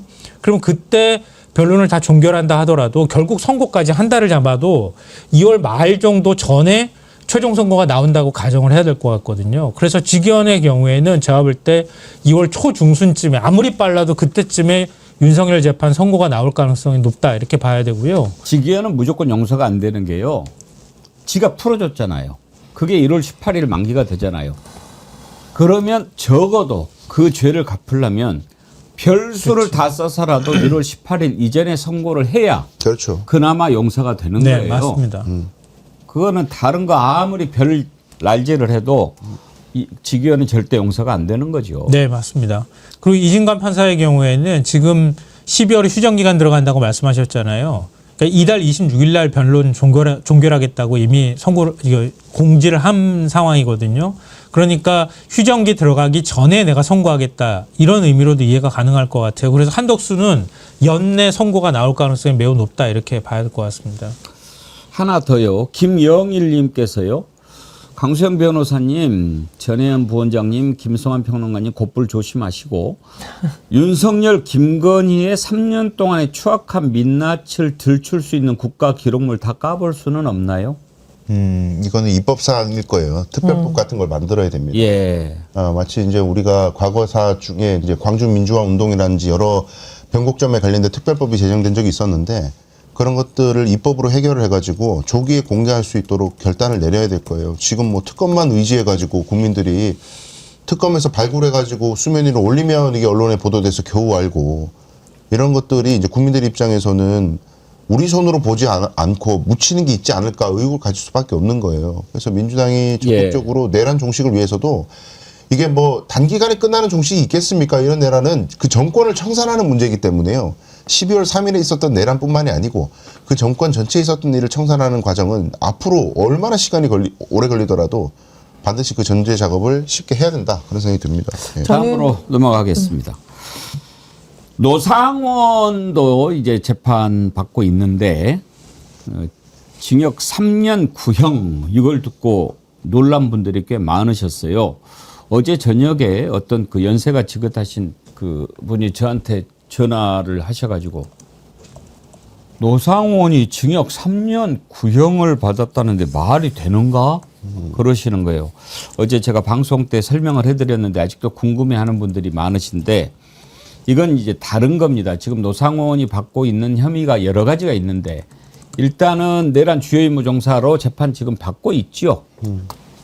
그리고 어제 구형 3년 받은 것은 개인정보. 이 노상원이 조사하다 보니까 이자가 뇌물을 받아 처먹고 이렇게 승진시켜주고 막 이런 데 영향력을 행사한 거죠. 그걸 알선수재라고 하는 건데 그걸로 된 거죠? 네, 알선수재 플러스 개인정보보호법인데요. 개인정보보호법은 뭐 형이 원래 낮기 때문에 알선수재가 원래 형 상한이 5년이에요. 징역 5년까지 선고될 수 있는 법이고 근데 금액이 한 2,400만 원 정도 돼요. 본인이 알선한 대가로 받은 돈이. 그 금액 숫자가 다른 사건에 비하면은 그렇게 많은 금액이 아니에요. 그래서 알선수재는 벌금형도 가능한 범죄이기 때문에 만약에 징역 3년 실형이 선고된다면 알선수재 중에서는 중형에 처해지는 거예요. 그러니까 내란죄는 지금 다른 재판부에서 하고 있기 때문에 너무 분개하지 않으셔도 됩니다. 그러니까요. 네. 그래서 아니 세상에 노상훈이 폭파 수장 막 이렇게 했던 놈인데 징역 3년밖에 안 준다고 이렇게 놀란 분이 계신데 그것은 아니고요. 이제 구형을 3년 구형했으니까 선고가 3년 나올 수도 있고 2년 나올 수도 있고 아니면 뭐 더 때릴 수도 있고 그런데 일단 그게 선고가 되면은 또 이제는 계속 이제 그 수감 중인 상태로 재판을 받게 되는 거고 노상훈도 일단은 못 나옵니다. 그런데 재판을 공개하다 보니까 노상훈 얼굴을 우리가 보게 되더라고요. 노상훈 하면은 계속 화면에 나오는 게 잡혀갈 때 위에 이렇게 뭐 군밤장사 모자 쓰고 마스크 쓰고 안경 쓰고 이렇게 기자 째려보고 이것밖에 못 봤잖아요. 그런데 그리고 또 국회에 나와 군복 입고 있는데 이렇게 앉아있는 모습만 우리가 이제 봤는데 어제 보니까 얼굴도 나오고 목소리도 나오고 아 저렇게 생긴 놈이구나 우리가 알게 됐어요. 한번 최후 진술을 했는데 들어봅시다. 민간인 신분임에도 전직 정보사령관이라는 지위를 이용하여 내밀한 개인정보를 수집하였습니다. 국가전복 위기까지 초래한 내란 사건의 철저한 사전 준비와 실제 결행이라는 점입니다. 저도 그렇지만 정보사 사령관 그리고 김모 대령, 정모 대령 기소돼서 고초를 겪고 있는 점에 대해서 정말 마음이 무겁습니다. 좀 멀리서 보여서 그 낯짝을 제대로는 못 들여다보는데 저걸 딱 보면서 얼른 그런 생각이 들지 않아요? 전혜원 원장님? 멀쩡하게 생겨가지고 그런 생각. 근데 저는 정말 이렇게 참담한 게 뭐냐면은 이 노상원 전 사령관이라는 인물은 민간인 전 사령관이잖아요. 민간인 신분이기 때문에 뭐 수사단을 구성하기 위한 아무런 그게 없어요. 민간인이에요. 그런데도 뭐 부정선거 의혹 수사하겠다면서 제2수사단 뭐 한다 그러고 저는 저 멀쩡한 인물이 그 노상원 수첩에 적힌 내용 보면 절대 멀쩡하지 않습니다. 사람들이 방송 나가서 저한테 악마라는 용어 쓰지 말라고 하는데 이 정도면 악마 아닙니까? 뭐 이재명 뭐 여러 사람들을 쭉 적어놓고서는 뭐 수장을 시키네 어떻게 암살하냐 계획을 다 써놓은 걸 보면 저는 이건 상당히 문제가 있다고 생각을 하고 근데 이제 저는 꼭 짚고 싶은 게 뭐냐면 아까 개인정보보호법 위반 혐의로 기소된 거 외에 사실은 내란과 관련된 역시 판결을 누가 하냐고 봤더니 지경 부장판사가 노상원에 대해서 내란 중요 임무 종사 등의 혐의 사건에 대해서 판결을 합니다. 그래서 이 부분을 좀 지켜봐야 된다고 생각을 하고요. 여러분 근데 속지 않았으면 좋겠는 게 사실 최상목 같은 인물 있잖아요.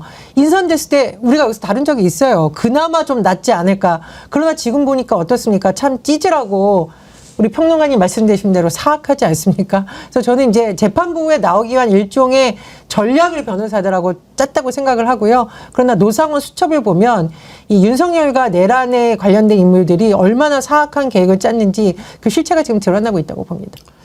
그 민간인인데도 저런 식으로 인사까지 개입하고 아니 세상에 지금 국방 그 왜 어떻게 가능했겠습니까? 김용현이가 힘을 실어준 거 아닙니까? 그러고 보면 윤석열 때 민간인들이 잘 나갔네. 민간인 비행기 전용기 태워주고 주술사들이 잘 나가고 이제 법사. 윤석열 때는 민간인을 했어야 되네. 나는 민간인이었는데 왜 관심도 없어 나한테. 김건희도 그렇고 김용현도 그렇고요. 마찬가지로 두 사람이 뭔가 브레인이 없는 거예요. 자기가 스스로 기획하고 뭔가를 생각할 능력이 부족했던 거예요. 그러니까 그 옆에 그게 가능한 사람을 붙여놓고 있는 거예요.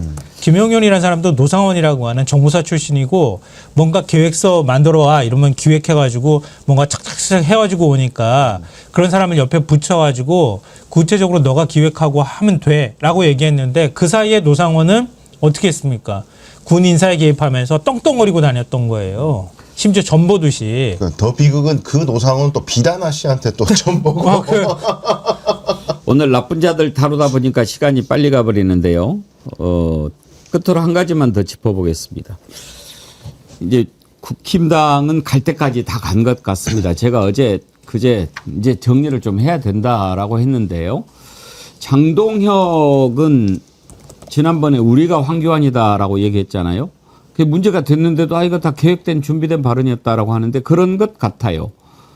뭐 어떤 유튜브 채널에 나와가지고 그 자기들 운영하는 유튜브인가? 더 구구 쪽으로 함께 가겠다. 그렇게 얘기를 해요. 그러니까 이제 지방선거를 치르는데 중도 확장 이런 얘기를 하잖아요. 근데 그게 중요한 게 아니다. 그렇게 얘기를 합니다. 그러면 이제 장동혁, 전광훈, 황교안 뭐 이렇게 해가지고 하겠다는 것 아니겠습니까? 그쪽으로 가는 게 이제 자기들이 갈 방향이라는 걸까요? 그러니까 그렇게밖에 자기가 할 수가 없는 거예요. 그러니까 지금 자기 세력을 원래 자기 세력이 없었던 사람이잖아요. 그런 사람이 선거를 치르기 위해서 뭔가를 하는데 자기 세력은 지금 결집은 안 돼 있고 확장도 안 되는 상황인 거예요. 그러니까 장동혁이란 사람이 계속 정치를 하기 위해서는 자기 안에 있는 극우 세력이라도 자기가 결집을 해야 그래야 당에서 자기가 권위가 서고 이런다고 생각하는 거예요. 그러니까 제가 볼 때는 선거를 이기겠다고 하는 전략이 아니라 선거 상관없이 나는 내 뒤에 장동혁 개라고 하는 세력을 만들어서 가겠다고 하는 길게 보고 지금 저런 식의 전략을 전 짜고 있다고 봐요. 어떻게 선거를 이기겠다고 하면 저런 식으로 합니까? 전 말도 안 되는 거거든요. 그러니까 어떤 방식으로든 자기가 정치를 계속 하겠다고 하는 욕심을 저런 식으로 일종의 극우를 결집하는 방식으로 자기가 정치적 미래를 도모하고 있는 과정이라고 보입니다. 당 지지율을 떨어뜨리는데 장동혁 대표가 큰 공헌을 하고 계신다. 전 정말 어이없었던 게 저는 우리가 황교안이다 이 얘기 딱 듣는 순간 국민의힘은 내란당입니다 라고 완전 선포한 거나 마찬가지다. 국민들은 이렇게 보고 있고요. 또 중요한 지점이 있습니다. 지금 뭐 한동훈 다시 정계 은퇴하려고 약간 관심을 호소하려는 것 같으니까 아마 장동혁이 그걸 더 견제하기 위해서 자기가 당대표라는 직분을 잊고 이러는 게 아닌가 생각이 드는데요. 더 어이없는 것은 이 황교안 전 대표에 대한 발언에 대해서 당내 인사들이 막 방송 나가서 비판하고 그러니까 이거 즉흥적 발언이 아니다. 계획한 거다라는 말을 듣고 굉장히 어이가 없었다. 그러니까 말 그대로 지방선거 뭐 직원 말건 나라가 어떻게 되건 말건 나는 내 극우 세력만 조직하겠다. 저는 이렇게 해석을 합니다. 네, 어디서 본 건 있어가지고 이제 이런 거를 하는 이유가 이재명 대통령을 끌어내리는데 도움이 된다면은 어떤 세력이든 우린 다 품겠다. 무슨 뭐 빅텐트 뭐 이런 얘기를 또 하고 있어요. 근데 이게 키메라라고 그러죠. 의학용어 중에 하나의 세포 안에 다른 유전자가 들어있는. 그래서 이제 고대 그 상상의 동물 속에 막 머리가 여러 개인 괴물 있잖아요.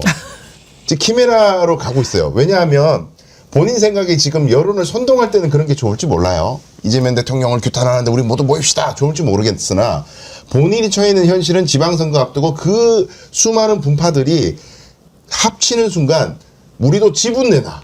공천권 내놔. 우리 지분 몇 자리 줘. 싸울 거란 말이에요. 그 이합집산 속의 그 싸움 속에 장동혁이 카리스마를 가지고 정리해가지고 야 너네는 요석으로 만족해. 너네 여기서 만족해. 정리할 능력이 될까요? 그러려면 본인의 지지율이 있어요. 본인의 지지율이. 본인의 지지율이 너무 낮은데 어떻게 교통정리를 하겠어요. 자멸로 가고 있는 키메라. 저는 그렇게 말씀드립니다. 키메라 나중에 목 잘려 죽지 않아요? 거기까지. 좀 무서운. 메두사는 뭐예요? 메두사는 뱀 종류인데 세 개 머리 있는 뱀 아닌가요? 네. 네, 제가 키메라는 좀 머리가 많을 거예요, 더. 네.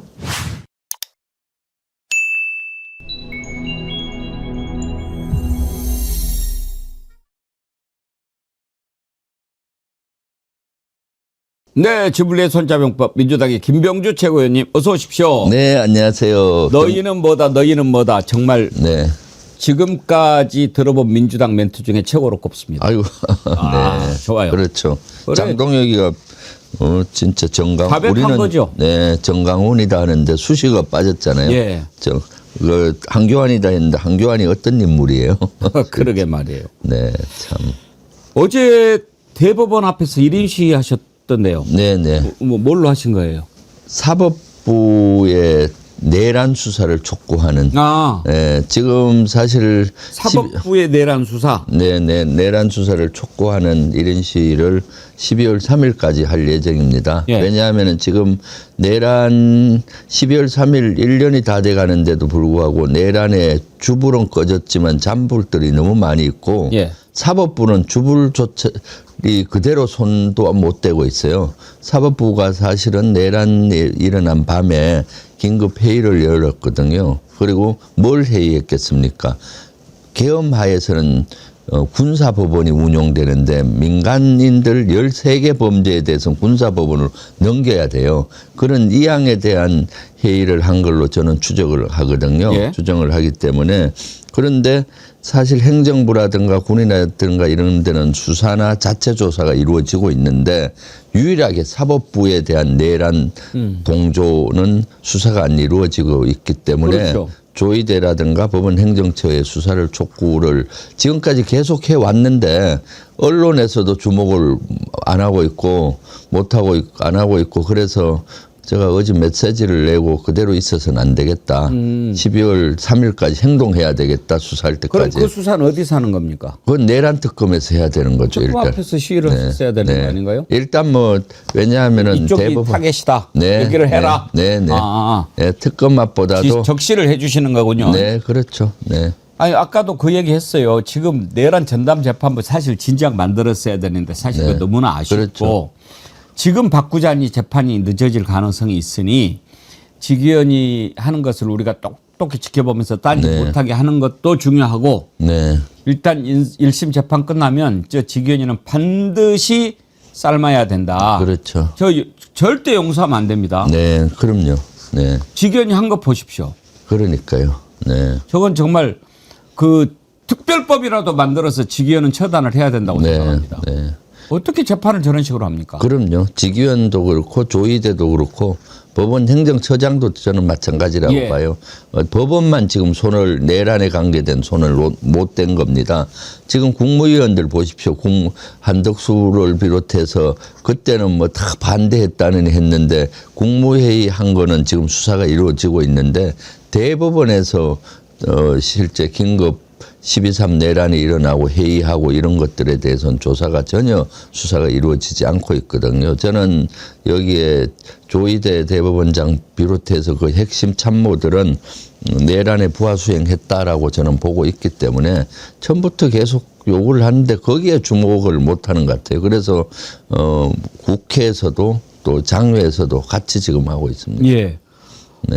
아니 뭐 말이 되는 짓을 해야 그 뭐 대충 넘어가죠. 이거는 말이 안 되는 짓을 하고 있는데 아니 상권 분립이면은 상권 분립이지 사법부는 아무리 잘못을 해도 처벌받지 않는다. 그렇죠. 이런 것은 아니지 않습니까? 네, 그럼요.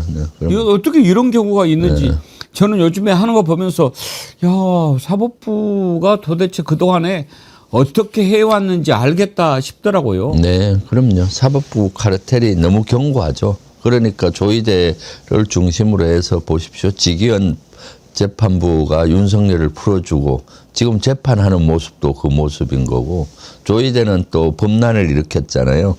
대선 때 이재명을 잡아려고 했죠. 그리고 그 이후의 형태도 서부지법이 난동을 부리고 거기가 무너지고 있는데 조의대가 제대로 된 메시지도 못 내고 제대로 된 조치도 못하고 지금 재판도 지연되고 이대로 가다가 윤석열이나 김용현이 풀려날 것 같은 위기감이 있지 않습니까? 그래서 이대로는 해서는 안 되겠다라고 저는 생각을 하고 당에서도 지금 사법부에 대한 내란 관련 수사를 지금 촉구하도록 지금 계속 요구하고 있고 행동하고 있습니다. 지금 이제 내란 재판이 진행 중인데 김명주 최고위원님께서 노상원 그 수첩 해독을 해보고 계엄 모의 시작한 게 2023년 10월쯤이다 이렇게 판단하셨다고요? 네네. 2023년 여름 10월 이전 여름으로 보여지죠. 네. 그러면은 작년도 아니고 그 전에 2년 전, 2년 반 전에. 그러면 이자가 정권 잡은 지 초기에 계엄을 생각했다는 거 아닙니까? 초기부터 저는 했다고 봅니다. 그때 이미 2023년 여름경에 노상원 수첩이 쓰여졌고 그 다음에 여인영의 메모가 1년 전인 작년 10월 11월에 쓰여졌지 않습니까? 그러니까 이미 윤석열은 대통령이 되면서부터 장기 집권을 꿈꿨던 것 같아요. 그러니까 지금 퍼즐을 맞춰보면은 초기부터 그렇게 했으니까 그 당시 이재명 대표를 피의자라는 이유로 만나주지도 않았잖아요. 그러니까 너는 나중에 계엄해서 다 쓸어버릴 거야 하니까 야당의 존재 자체를 아예 무시한 그런 형태들을 보이고 또 반국가 세력 이런 것들을 계속 얘기했잖아요. 반국가 세력의 의미는 그때도 풀이를 많이 했지만은 윤석열과 반대되는 의견을 내는 세력들, 반대하는 세력들, 우리 민주당이라든가 언론, 반대 언론이라든가 예. 또 국민의힘 내에서도 자기를 반대하는 이준석이나 뭐 한동훈 뭐 이런 세력들을 다 쓸어버리겠다는 거였죠. 네. 그래서 작년에 23년 여름쯤이라고 했던 것은 실제 거기 보면은 명단이 나오는데 장군의 명단이 그해 11월에 그대로 인사가 됩니다. 장군 인사는 봄에 한 번 하고 가을에 한 번 하는데 그럼 봄 인사에는 반영된 게 아니라 그 노상원의 수첩에 쓰여진 명단이 11월 달 인사에 그대로 현실화되거든요. 그러니까 그 23년 여름이라고 보이죠. 거기 보면은 여인영가 소형기라는 게 나와요. 여인영은 방첩사령관으로 11월 달에 임명이 되고 소형기는 방첩사 참모장으로 임명이 돼요. 그리고 또 하나는 박안수가 이름이 나오는데 박안수가 이제 포스터를 달고 육군 총장으로 11월 달에 가죠. 그리고 계엄사령관 하잖아요. 그리고 이제 손식이 나와요. 손식도 3스타였는데 포스타로 그해 11월에 진급하고 지작사령관으로 가고요. 근데 손식은 개인적으로 몸이 아파서 중간에 그만둬서 내랑에는 안 올랐던 거예요. 그랬군요. 몸이 아파서 조기 전역을 천운이네. 했거든요. 예. 천운이었죠. 그리고 그 밑에 보면 강은 차우라고 나와요. 강씨, 강은 차우에 한다. 강호필을 의미하는 거예요. 강호필은 차후에 진급시킨다. 그해 11월에 진급이 안 되고 그 다음 해에 무리하게 포스타를 시켰어요. 뭐로 했는가 하면 합참 차장을 그동안 계속 3스타로만 와 있고 포스타로 된 적은 그동안 한두 번밖에 없는데 강호필을 포스타로 진급을 그 다음에 시키면서 합참 차장으로 임명을 주거든요. 그러다가 조기에 지작작전 사령관으로 또 교체를 하는 거죠. 그러니까 그 인사가 그대로 진행이 됐어요. 그리고 그때 또 재밌는 것이 거기 보면은 역행사를 대비해야 된다. 역행사 대비는 강호필이가 전담하라. 역행사는 뭔가 하면은 계엄은 일반적인 행사고 계엄을 하면은 계엄을 친위 쿠데타를 막기 위한 반대 세력이 또 군에서 동원할 수가 있잖아요. 그래서 그 보면 민주당 쪽에서 그 밑에 9사단과 30사단이 나와요. 9사단, 30사단을 쿠데타를 막는 걸로 동원하지 않을까 우려를 했던 것 같아요. 그래서 거기 보면은 민주당 쪽 9사단, 34가 나오는데 9사단, 34가 다 고향에 있어요. 지금은 34단이 없어지고 30여단이 있지만은 왜 여기 34 민주당 쪽에서 쿠데타를 군을 동원을 해서 그때 부추길 수 있는 사람이 누구겠어요? 김병주거든. 왜냐하면 왜 30이 들어갔느냐? 제가 34단장 출신이에요. 그러니까 34단에는 아직도 김병주의 뿌리가 영향력이 있을 것이다 하고 9사단도 고양시가 다 우리 국회의원들이잖아요. 그 지역이. 그러니까 9사단하고 34단은 역행사를 할 수 있는 가능성이 있는 부대니까 강호필이가 그 위에 1군 단장을 했습니다. 그래서 강호필이가 너가 전담을 해라. 그래서 얘는 차후에 꼭 포스타를 시켜야 된다. 이렇게 나왔던 거죠.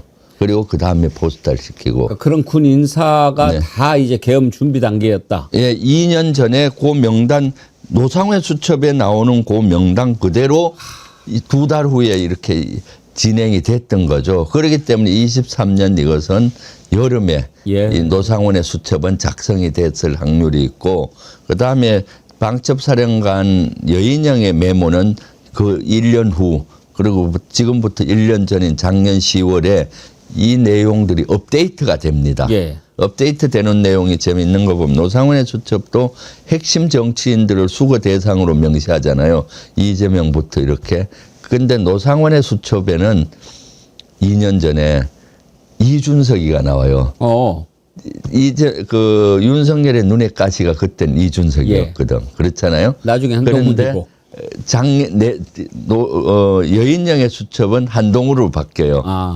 이준석은 빠져. 그러니까 작년 10월, 11월에는 누구였냐? 한동훈이가 눈에 가시였거든요. 그리고 노상원의 수첩에는 최재형이가 안 나와요. 최재형은 23년 11월에 그 김건희한테 디올백을 주고 한 사건이 공개가 되거든요. 그러니까 이 노상원의 수첩에 그 최재형이 안 나오는 걸로 봐서는 그 전에 적정된 거고 여인영의 그 메모에는 최재형이 나옵니다. 그래서 여인영이 쓴 메모 속에 이것은 누가 지시했느냐? 윤석열 아니면 김건희가 했을 확률이 높다라는 거죠. 업데이트가 되는 거죠. 업데이트가 됐죠. 그리고 이제 이것을 조금 더 체계화해서 부정선거론으로 이제 몰아가서 민주당을 다 없애고 민주당 국회의원들 다 제거하고 비상입법기구를 만들어서 한다는 게 노상원의 수첩 나오잖아요. 그래서 부정선거론에 대해서 어떻게 할 건지가 여인영의 수첩에 작년에 세부적으로 나와요. 부정선거론으로 모는 것이 21대 총선과 22대 총선이거든요. 21대 총선에 이제 양정철을 연 이유가 그겁니다. 양정철은 21대 민주연구원장으로서 민주당의 총선을 지휘한 전략가였거든요. 그래서 양정철이 중국에서 부정선거를 배워와서 부정선거 했다라고 음모를 하기 위해서 양정철을 였는데 사실은 여인영과 김용현은 양정철의 존재를 잘 몰라요. 그렇죠. 저도 21대 영입되기 직전까지는 양정철이 삼철 중에 하나라는 건 한 분이라는 걸 알았는데 민주연구원장을 하고 21대 총선 전략을 짰는지는 몰랐는데 영입되고 나서 아는 거예요. 그러니까 여인영 메모에 양정철을 누가 였겠어요. 그때 윤석열은 알았거든요. 윤석열은 그때 문재인 정부 때 어떻게든 검찰총장 하려고 줄을 댔었잖아요. 그런데 그러다 보니까 양정천으로 오탈자를 낸 거예요. 쓴 거죠. 잘 모르니까. 그래서 그 여인영의 메모에 나오는 이 명단들은 결국은 윤석열과 김건희가 명령한 거다, 불러준 거다라고 저는 추정을 하고 있죠. 그래서 지금 퍼즐이 거의 맞춰지고 있어요. 네네. 그 다른 거 여쭤보기 전에 잠깐 궁금해서 여쭤보는데 이번에 이제 중장 진급 인사하면서 방첩사가 빠졌잖아요.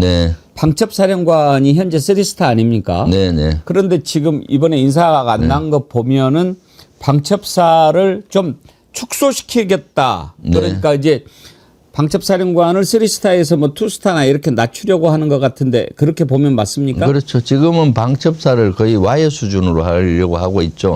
방첩사가 그동안 쿠데타의 늘 중심에 서 있었기 때문에 그래서 그 기능들은 몇 개 기능이 있는데 방첩사령부에 두지 말고 다른 해당 부서로 기능을 보내버리는 거예요. 사람도 보내버리고. 그러니까 예를 들면은 방첩 수사 기능이 있어요. 간첩 잡는 수사. 이거는 군의 전문 수사기관이 조사본부입니다. 군사경찰이. 그리 보내는 거고. 그다음에 군 내 동향 파악이 있거든요. 군을 늘 모니터링 해야죠. 군은 늘 무력을 갖고 있으니까 그것은 이제 정보본부에서 준다든가 하고 그다음에 이제 군사보안 분야 혹시 간첩이나 불순분자들이 군의 보안을 빼서 북한에 가든가 다른 국가에 갖고 가는 군사보안 분야를 각 그 기관마다 정보 참모들이 있어요. 거기 보안 장교들이 있거든요.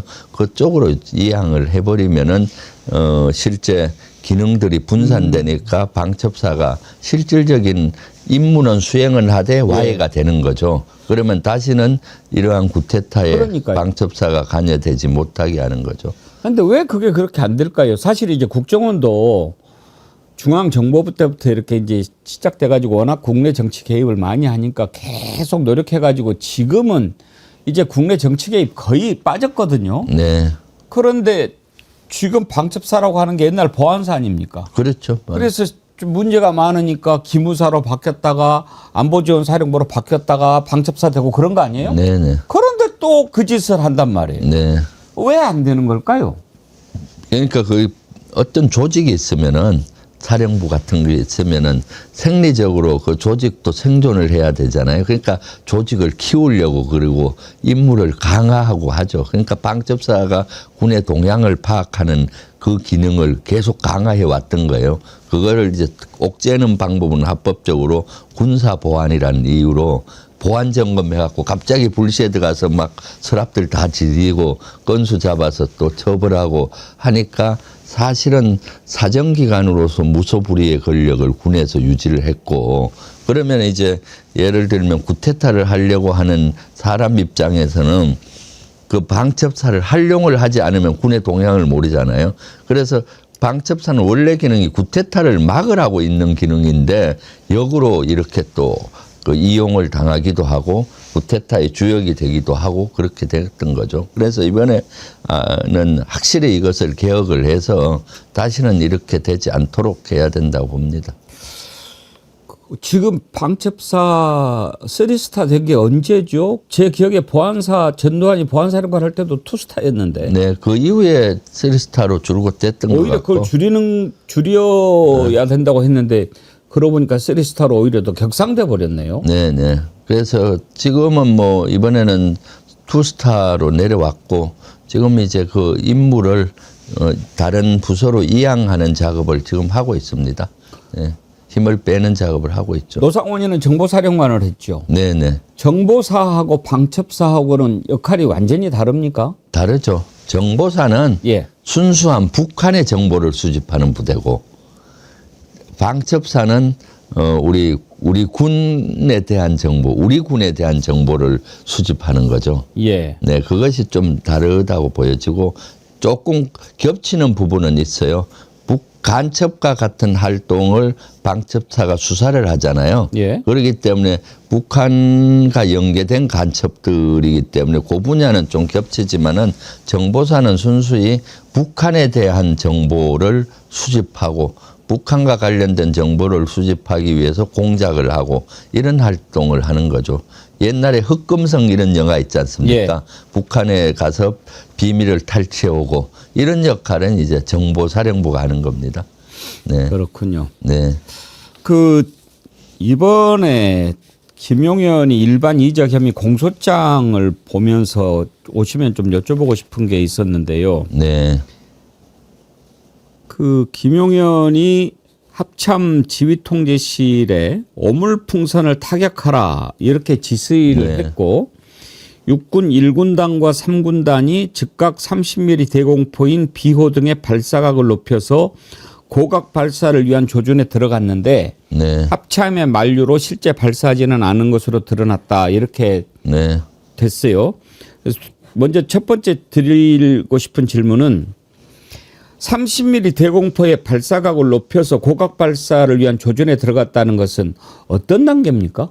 그거는 뭐 이제 저는 거기에서 의미가 끝까지 문장을 봐야 되는데 대공포로 예를 들어서 오물풍선을 사격하는 거는 그렇게 큰 문제가 아니고 이제 원점을 타격하는 게 뒤에 나오거든요. 그렇게 하고 1단계 그렇게 하고 2단계로 원점을 타격하라고 본 것 같아요. 하여튼 북한에서 넘어오는 예를 들어서 드론이든 오물풍선이든 격추하는 게 맞죠. 그리고 그 대공포는 공중에서 이렇게 터지기 때문에 그 탄이 북한으로 넘어갈지는 않아요. 그렇지만 합참에서는 혹시 그 탄이 유탄이 날 수도 있잖아요. 그것이 불발이 나서 북한으로 넘어갈 경우 이렇게 또 총격전이 벌어질 걸 우려해서 반대했던 것 같고 근데 더 주목해야 될 것이 그거보다는 그거는 큰 북한과의 그 도발을 유도하는 거는 아니에요. 왜냐하면 대부분은 공중에서 이게 폭파해버리기 때문에 그 탄이 북한으로 안 넘어가는데 원점 타격까지 하려고 했던 거죠. 그 원점은 북한의 그 오물풍선 보낸 지점이 MDL로부터 군사 분계선으로부터 한 10에서 15km 후방 지역이거든요. 그럼 그 지역을 타격은 뭐로 하겠습니까? 포병 사격을 하든가 전투기로 폭격을 해야 되니까 그렇게 되면은 대대적인 포병전이나 화력전이 일어났기 때문에 국지전으로 가는 거죠. 그래서 그 첫 번째 거를 빌드업하기 위해서 제가 봐서는 김용년이가 지시한 것 같아요. 먼저 오물풍선 사격해보고 그다음 원점도 때려라. 예. 원점만 때리라고 얘기하면은 반대할 거 아니에요. 그래서 두 가지를 동시에 지시한 것으로 봤거든요. 빌드업 시키기 위해서. 그렇군요. 네네. 두 번째 궁금한 거는 그렇게 지시를 김용현이 했는데 합참이 말을 안 들었다는 것 아닙니까? 네. 그러면 합참을 칭찬해 줘야 됩니까? 합참이 그나마 그 제대로 판단을 전 했다고 봐요. 예. 김용년이 원점 타격을 하라고 했을 때 합참에서 반대했거든요. 그리고 이것은 유엔의 규정도 위반하는 거고 또 유엔 핑계를 많이 댔더라고요. 유엔사에 통보를 해야 되지 않습니까 하면서 또 왜냐하면 합참에서도 정상적인 장군 입장에서 보면은 참모들 입장에서 보면 그럼 당연히 북한이 포격을 우리한테 보낼 텐데 그럼 국지전으로 하잖아요. 그래서 그것은 사실은 동의하기가 어렵죠. 그래서 그것은 그 분야에 대해서는 합참이 전 잘했다고 봅니다. 예. 거기에 대해서 반대하고 소극적으로 한 것은. 그럼 네. 합참은 우리가 이번은 이것은 인정을 할 수 있다. 네네. 알겠습니다. 네. 김영일 님이요. 충성 예비역 병장입니다. 김병주 사령관님. 제 의견은 방첩사와 정보사를 해체해서 합참 정보본부와 777 사령부로 이전시키면 좋겠는데 어떻게 생각하십니까? 뭐 그것은 뭐 하나의 아이디어긴 한데 또 예. 777 사령부는 그렇게 되면 777 사령부가 또 다 역할을 하죠. 777 사령부는 북한을 귀로 듣는 부대고요. 북한의 감청 부대죠. 북한에서 일어난 무전 이런 걸 감청하는 부대가 특화되어 있는 부대이기 때문에 그게 좀 하고 정보사는 눈과 사람이 침투해서 하는 그런 거기 때문에 한 곳에 또 모으면 또 부작용이 날 수가 있습니다. 내란과 관련해서 한 가지만 더 여쭤보고 다음으로 넘어가지요. 지금 이제 우리가 애당초 윤석열이 내란을 일으켰을 때 이자가 왜 내란을 일으켰을까 그리고 어떤 식으로 모의했을까 그냥 상상했던 것들이 하나하나 퍼즐이 다 맞춰져 가고 있지 않습니까? 네, 네. 우리는 딱 이자가 내란을 일으켰을 때 왜 그랬는지 금방 알았죠. 네, 그렇죠. 김건희 죄 드러날까 봐 그리고 네. 지가 경로해가지고 최혜병 외압 행사한 거 다 드러날까 봐 네. 이런 것들 다 차제 그냥 뭐 반국가 세력으로 몰아가지고 처단해버리고 의사들도 그냥 정리해버리고 그걸 발판 삼아가지고 장기 집권하려고 한 거 알고 있어요. 네. 근데 이제 지금 수사가 시작돼가지고 조금씩 드러나는데 김병주 최고님은 누구보다도 그 일을 처음부터 쭉 보셨는데 지금 단계에서 아 이건 우리가 좀 놓친 것 같으네. 아 이건 좀 잘못 생각한 것 같으네. 이런 부분이 혹시 있습니까? 네.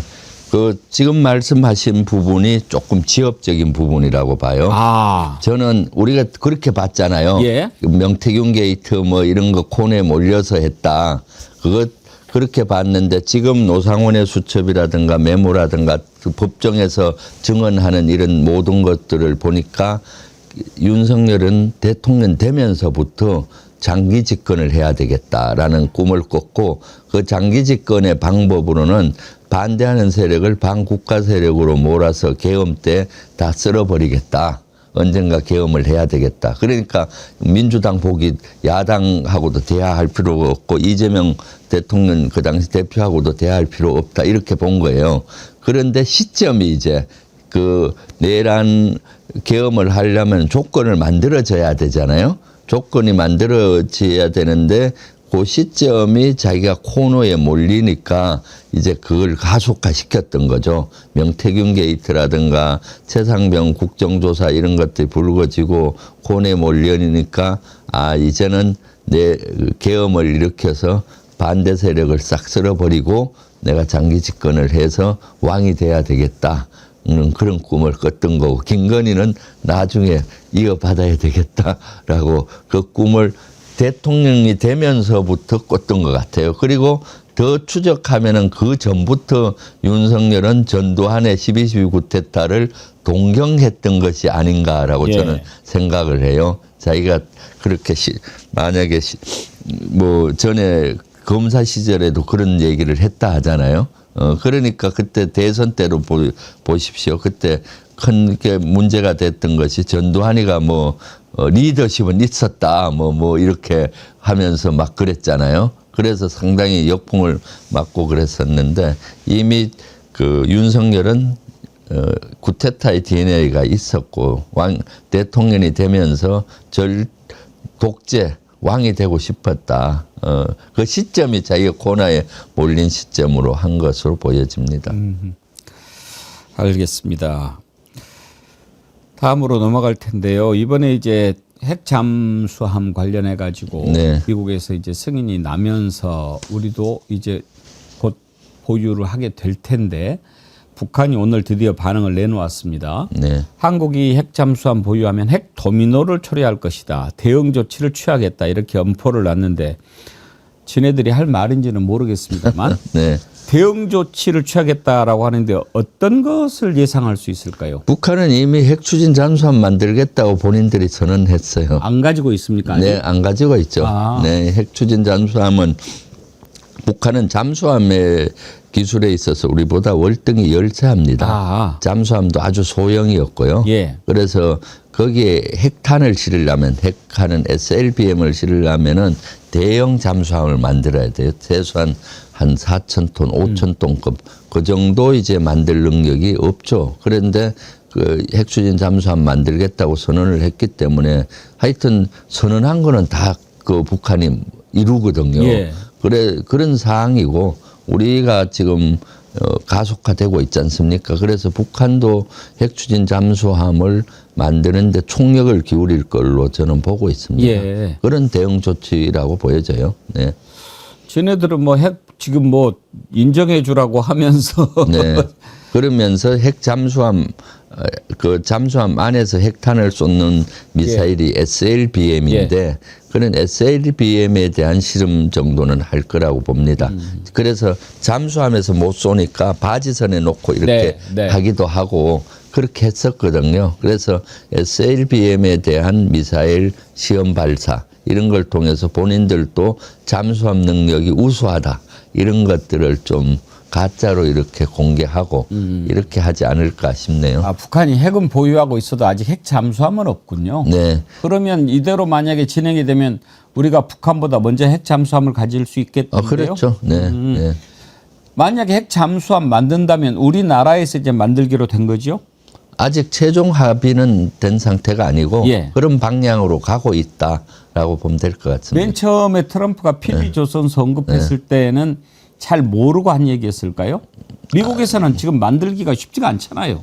미국이나 뭐 우리나 다 만들긴 어려운 건 마찬가지예요. 왜냐하면은 핵잠수함 만들려면은 최소한 5,000톤급 이상 한 7,000톤 도커가 만들어지고 해야 되기 때문에 그렇지만 우리가 한국에서 만들면 모든 기술자들이 있고 설계도면 또 금방 만들 수가 있잖아요. 그런데 미국에서 하면 좀 더 절차가 까다롭고 기술자도 부족하고 그래서 오래 걸릴 수가 있죠. 그렇기 때문에 일단 미국 트럼프는 늘 정치적인 메시지를 잘 내요. 모든 거는 미국에서 그러니까 그런 메시지를 냈다고 보고요. 지금 어쨌거나 우리 정부의 원칙은 가급적이면 우리 한국에서 만들고 핵 연료만 미국으로부터 제공받는다는데 이것은 구체적인 거는 아직 완전히 합의는 안 된 상태인 걸로 보이고 그런 방향으로 가고 있다는 거고요. 그리고 이번에 저는 한국에서 할 걸로 보고 있는 것이 이번에 미국의 해군 총장이 우리 하나오션하고 현대중공업을 방문을 했습니다. 지난주에. 한 이유가 미국의 군함, 함정을 우리 하나오션이나 저기 한국에서 정비를 하는 것이 합의가 됐어요. 그것은 지금 언론이 주목을 잘 안 하고 있는데 대단한 겁니다. 함정은 완전히 비밀이거든요. 그것을 우리나라에서 정비하면 그 안에 그걸 다 볼 수가 있지 않습니까? 무기는 뭘 장착하는지, 뭔 원리로 하는지를 다 볼 수가 있는데 우리나라에서 정비를 한다? 이것은 그만큼 한국을 신뢰하고 한국을 완전히 믿고 있다는 거고 한국의 기술의 우수성을 또 인정한다는 거거든요. 예. 자기들은 그런 능력이 없으니까요. 다른 언론은 네. 잘 네. 주목을 안 했는지 몰라도 우리 정어리 TV는 월요일 날 이재명 대통령이 딱 발표할 때 주목을 했어요. 아, 그렇죠. 이건 역시 대단한 거다. 대단한 거죠. 예. 그걸 그 미국의 함정, 군함을 한국에서 정비한다는 거는 대단한 겁니다. 예. 우리 기술자들이 그러면 거기 분명히 비밀 구역으로 엄격히 규정해서 통제된 기술자들만 들어가서 하고 또 서약서로 써서 밖에 노출 안 시켜 뭐 이렇게 할 겁니다. 예. 그런 것들은 우리를 그만큼 신뢰하고 우리 기술 수준을 높다고 봤기 때문에 그거고요. 그런 측면에서 해군 참모총장이 미국의 해군 참모총장이 와서 직접 하나오션도 갔고 현대중공업도 가서 다 봤거든요. 그러면 이제 한국에서 핵추진 잠수함도 건조할 수 있겠다라고 나름 판단했을 거라고 봅니다. 예. 그래서 그런 지형 정찰을 한 거죠. 그래서 이제 우리의 안대로 한국에서 건조하고 핵 연료는 추진 연료는 미국으로부터 제공받든가 아니면 예를 들어서 한미 원자력 협정을 개정해서 한국 자체로 연료도 농축을 하는 방안 이런 여러 가지 방안이 검토되고 있으리라 봅니다. 이번에 그 협상 과정 후일담을 김정관 산자부 장관한테 들었더니 참 어마어마했더군요. 네네. 우리는 완전히 거의 막 포기하고 있었는데 네. 러트닉 장관한테 이렇게 김정관 장관이 계속 문자도 보내고 그랬는데 안 만나주고 그래서 어떻게 하다 보니까 9.11 테러 때 이 러트닉 장관 동생이 죽었더라고요. 네, 그렇죠. 거기 추모 예배라도 그러면 가게 해달라. 네. 그러면 고맙다. 예스 땡큐 해가지고 갔다는 거죠. 네. 그랬는데도 안 풀려가지고 나중에는 결국은 그러면 뭐 에이펙은 에이펙이고 협상은 협상이니까 뭐 그렇게 하자 이렇게 해버렸는데 그걸 이제 최후 통첩으로 알아듣고 오케이 한국 뜻대로 하자 네. 이렇게 타결이 됐다고. 그렇죠. 뒤에 얘기를 해주던데. 그러니까 그 이재명 대통령께서도 상대의 트럼프나 시진핑의 마음을 읽어서 예. 트럼프 대통령한테 그런 메시지를 내어서 핵추진 잠수함 이런 것도 다 달성이 됐던 것 같고 김정관 장관이나 장관들도 아주 마음을 감동을 시켜서 이룬 예. 성과라고 봐요. 9.11 테러 추모식 같은 경우 러트닉 장관은 자기 잘 아는 사람들이 9.11 테러 때 그 희생이 된 것 같아요. 그러니까 그 아픔을 가슴에 갖고 있는데 그걸 인정해서 추모식에 와주니까 얼마나 고맙겠습니까? 그러니까요. 우리도 예를 들어서 경사보다도 조사에 와주면은 참 고맙거든요. 예. 저도 사실 몇 년 전에 아버님이 돌아가셨을 때 대구에서 장례식을 치렀는데 그때 코로나인데 제가 오지 말라고 다 그거를 그때 코로나 시기니까 조용히 하겠다고 했는데도 불구하고 서울에서 몇 명의 의원들이 오셨어요. 그거 되게 고맙더라고요. 감사하죠. 아직도 고마워요. 비친 느낌이야. 그러니까 그런 아픈 시기를 이해해주고 9.11 추모식에 가지고 기도해 가주니까 얼마나 고맙겠습니까. 그런 것들이 움직여졌고 또 에이펙 때 와서 우리가 합의 안 되더라도 메시지라도 좀 통일되게 하자라고 메시지를 서로 통일된 어떤 걸로 하자는 식으로 얘기했더니 이게 마지노선을 정해놓고 양보 안 하겠구나 한국은. 그래서 하자고. 그러니까 이 마음의 문을 열고 들어가기도 하고 예. 전략도 맞고 그래서 이재명 정부, 이재명 리더가 뛰어나니까 그렇죠. 밑에도 다 그렇게 하는 거죠. 네. 이렇게 참 돌아보면 감사하죠. 이렇게 어려운 것들도 타결이 되고 어렵사리 타결이 됐지만 그래도 이제 어차피 이제 국민들 세금이나 이런 게 많이 지금 나가게 되는 상황 아닙니까? 네. 그래서 국민의힘은 국회 비준을 해야 된다라고 네. 하는데 민주당은 특별법으로 하자 이렇게 하고 있지 않습니까? 네. 비준보다는 특별법이 더 낫다고 하는 이유가 뭡니까? 비준은 사실 헌법에 조약일 때 비준으로 합니다. 예. 국가 재정에 막대한 그 재정적 부담을 가는 조약일 때 비준을 해야 된다라고 돼 있는데 이번에는 조약이 아니에요. MOU 협정이지 예. 그냥 MOU이기 때문에 굳이 국회에 승인은 사항은 아닙니다. 그런데 보고는 할 수 있겠죠. 지금처럼 자세히 브리핑했지 않습니까? 예. 그런데 지금 이것이 가기 위해서는 특별법으로 지원이 필요합니다. 예산이 지원되고 또 여러 가지 해야 되거든요. 그렇기 때문에 특별법은 오히려 비준보다도 더 강한 요건이잖아요. 법이니까. 그런 사항이라고 보면 됩니다. 굳이 그것을 국회 비준 형식으로 가는 것보다도 이것이 실질적으로 이루어지는 게 중요하고 그러려면은 여러 가지 법으로 해놓으면은 이제 그 지원받기도 쉽고 가기도 쉽고 정권이 바뀌어도 그러지 않습니까? 그러기 때문에 특히 이번에 한 것들은 실제 보면은 상당히 우리 국익 차원에서 유리한 면도 많아요. 사실은 최대의 방어선을 만들었고 그 미국의 각종 함정을 한국에서 정비한다든가 그리고 예를 들면 무기를 미국에 250억 불 구매한다 그런 것들은 사실 해왔던 거예요. 우리 군에서는 5개년 계획을 가지고 있습니다. 5년 동안 무기를 어떻게 발전하고 그럼 국내 생산으로 할 건가 구매로 해야 될 건가 이런 것들이 이미 5년치 계획 속에 그게 다 있는 건데 그거를 그냥 명문화해서 마치 트럼프의 공으로 돌려준 겁니다. 예를 들어서 그때 이재명 후보 시절에 대통령 후보 시절에 저도 몇 번 얘기했어요. 그거 요구하면은 우리가 해주는 무기 5년치 이미 계획이 돼 있는 거를 다 계산해서 사겠다. 그러면 트럼프는 자기 공치사기를 좋아하잖아요. 그러니까 내가 이거 다 성사됐다. 그런 항목들이거든요. 그러니까 참 현명하게 했다라고 보여지고요. 그렇죠. 그리고 또 사실 국회 비준, 국회 동의죠. 그거를 받아버리면 아직은 모든 협상이 다 마무리된 게 아니잖아요. 네네. 근데 지금 만약에 비준을 받아버리면 나중에 또 못 고치잖아요. 그렇죠. 그걸 또 새로 해야 되니까. 네네. 그래서 발목을 오히려 잡는 그런 측면도 있기 때문에 국힘이 조금 괜히 막 딴지를 거는 것 같다는 생각도 듭니다. 끝으로 당내 문제 하나만 좀 여쭤볼게요. 이제 그 지방선거 공천도 하고 그래야 되지 않습니까? 앞으로. 김병주 의원님이 지금 경기도지사 준비하고 계시죠? 네네.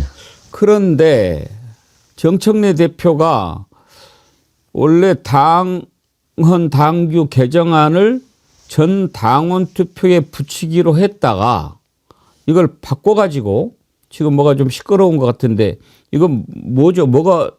왜 그런 거죠?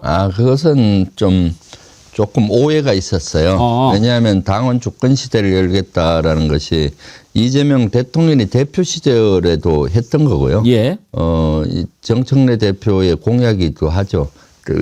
예를 들면은 대의원 표가 20명 당원 표를 먹었거든요. 그러니까 실제 헌법에도 국민은 1인 1표제지 않습니까? 그래서 당원들에게 1인 1표를 행사해야 된다. 권리당원은. 그렇게 이제 바꾸려고 하고 있는데 거기에 이제 웹자보에 그걸 투표 홍보하면서 좀 잘못 홍보를 한 것 같아요. 10월 달 당비를 낸 사람은 투표한다 이런 식으로. 사실은 투표 권한이 가지려면 6개월 동안 당비를 낸 사람이 투표 권한이 있거든요. 권리당원이라도.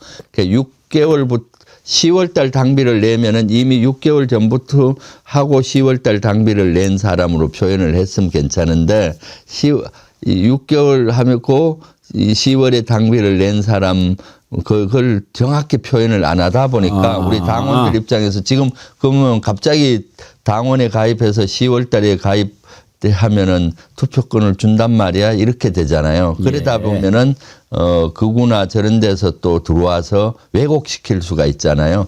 그런 거를 우리 당원들께서 우려하셔서 어저께 수석 대변인이 그런 설명도 드리고 그렇게 했는 것 같고 큰 방향에서는 당원 주권 시대로 가는 거에 대한 찬반 동의를 묻는 투표를 이제 이번 주 하려고 하는 건데 그런 오해가 있었죠. 사실 이것은 업무에 우리 당에서 좀 미스라고 봅니다. 좀 더 세부적으로 그러게요. 오해하지 않게 설명을 했었어야 되는데. 네. 하여튼 말이 안 나오게 해야죠. 네, 그럼요. 예, 네, 알겠습니다. 그런 것 자체는 아주 세심하지 못했다고 보였죠. 네. 오늘 또 당내 문제까지 다양한 질문에 대해서 또 다 이렇게 시원시원하게 답변해 주셔서 감사드리는데 기침을 좀 하시는데 혹시 감기 기운 있으세요? 아닙니다. 약간 추위에 정말 건강하셔야 됩니다. 네. 김병주 최고위원님의 건강은 김병주 최고위원님만의 건강이 아닙니다. 아이고 감사합니다. 우리 정의리연의 건강이고 경기도민의 건강이고 민주당의 건강이고 대한민국의 건강입니다. 아이고 감사합니다. 힘내시라고 제가 오늘 특별히 맛있는 거 하나 드릴게요. 아 뭡니까? 찐빵 하나 드릴게요. 아 그러세요? 찐빵 아이고, 좋아하세요? 점심 안 먹고 왔는데. 아 그래요? 찐빵 좀 드려요. 하면 되겠네요. 아까 일부 끝나고 네네. 그 혹시 찐빵 하면은 안흥찐빵 유명하잖아요. 네네. 정어리몰에서 오늘 안흥찐빵 날씨가 추워져서 그러세요? 네, 준비를 한번 드셔보세요. 뭐 마실 것도 하나 좀 마실 거. 쌍화차 같은 거 아니요 하나. 물만 주세요 뭐. 물. 네. 안흥찜밥 저는 되게 좋아합니다. 왜냐하면 완스타트 이포병 여단장 할 때 우리 예하 부대가 안흥에 부대가 있었어요. 거기 가서 항상 안흥찜밥 먹고 가고 또 사다가 우리 여단에 와서 참모들한테 나눠주기도 하고 그런 적이 있었죠. 옛날 그러면 생각도 나시겠습니다. 네. 안흥찜빵이 또 이게 통팥으로 이렇게 해가지고 너무 달지 않은 것이 매력인 것 같아요. 네, 그렇죠. 그렇죠. 겨울에는 안흥찜빵이 아주 제격이죠. 네. 오늘 점심 사셨습니다. 이거 점심입니다. 맛있게 드십시오. 제가 또 여기서 바로 다른데 SBS 또 방송이 있어서 바로 가야 되는데 점심 먹을 시간이 없었는데 너무 맛있네요. 네, 좀 드시고 가십시오. 제가 약속 없으시면 오늘 점심을 모시려고 그랬더니 예, 여러분 안흥찜빵 맛있게 드시고요. 또 정어리볼이 이번에 듬뿍 도가니탕 추운 겨울에 준비했는데 이것도 여러분 아주 반응이 좋습니다. 광고에서 한번 차분히 보시고요. 그 나머지 드세요. 드시고 오늘 가시면 되겠습니다. 네. 여기서 인사할까요? 네. 예. 감사합니다. 저 혼자 먹으니 미안한데 점심 맛있게 드십시오. 아까 일부 패널들도 드셨어요. 고맙습니다. 베르사유의 장마님, 정어리 방송이 있어 참 행복합니다. 사랑합니다. 슈퍼챗 보내주셨는데 네 고맙습니다.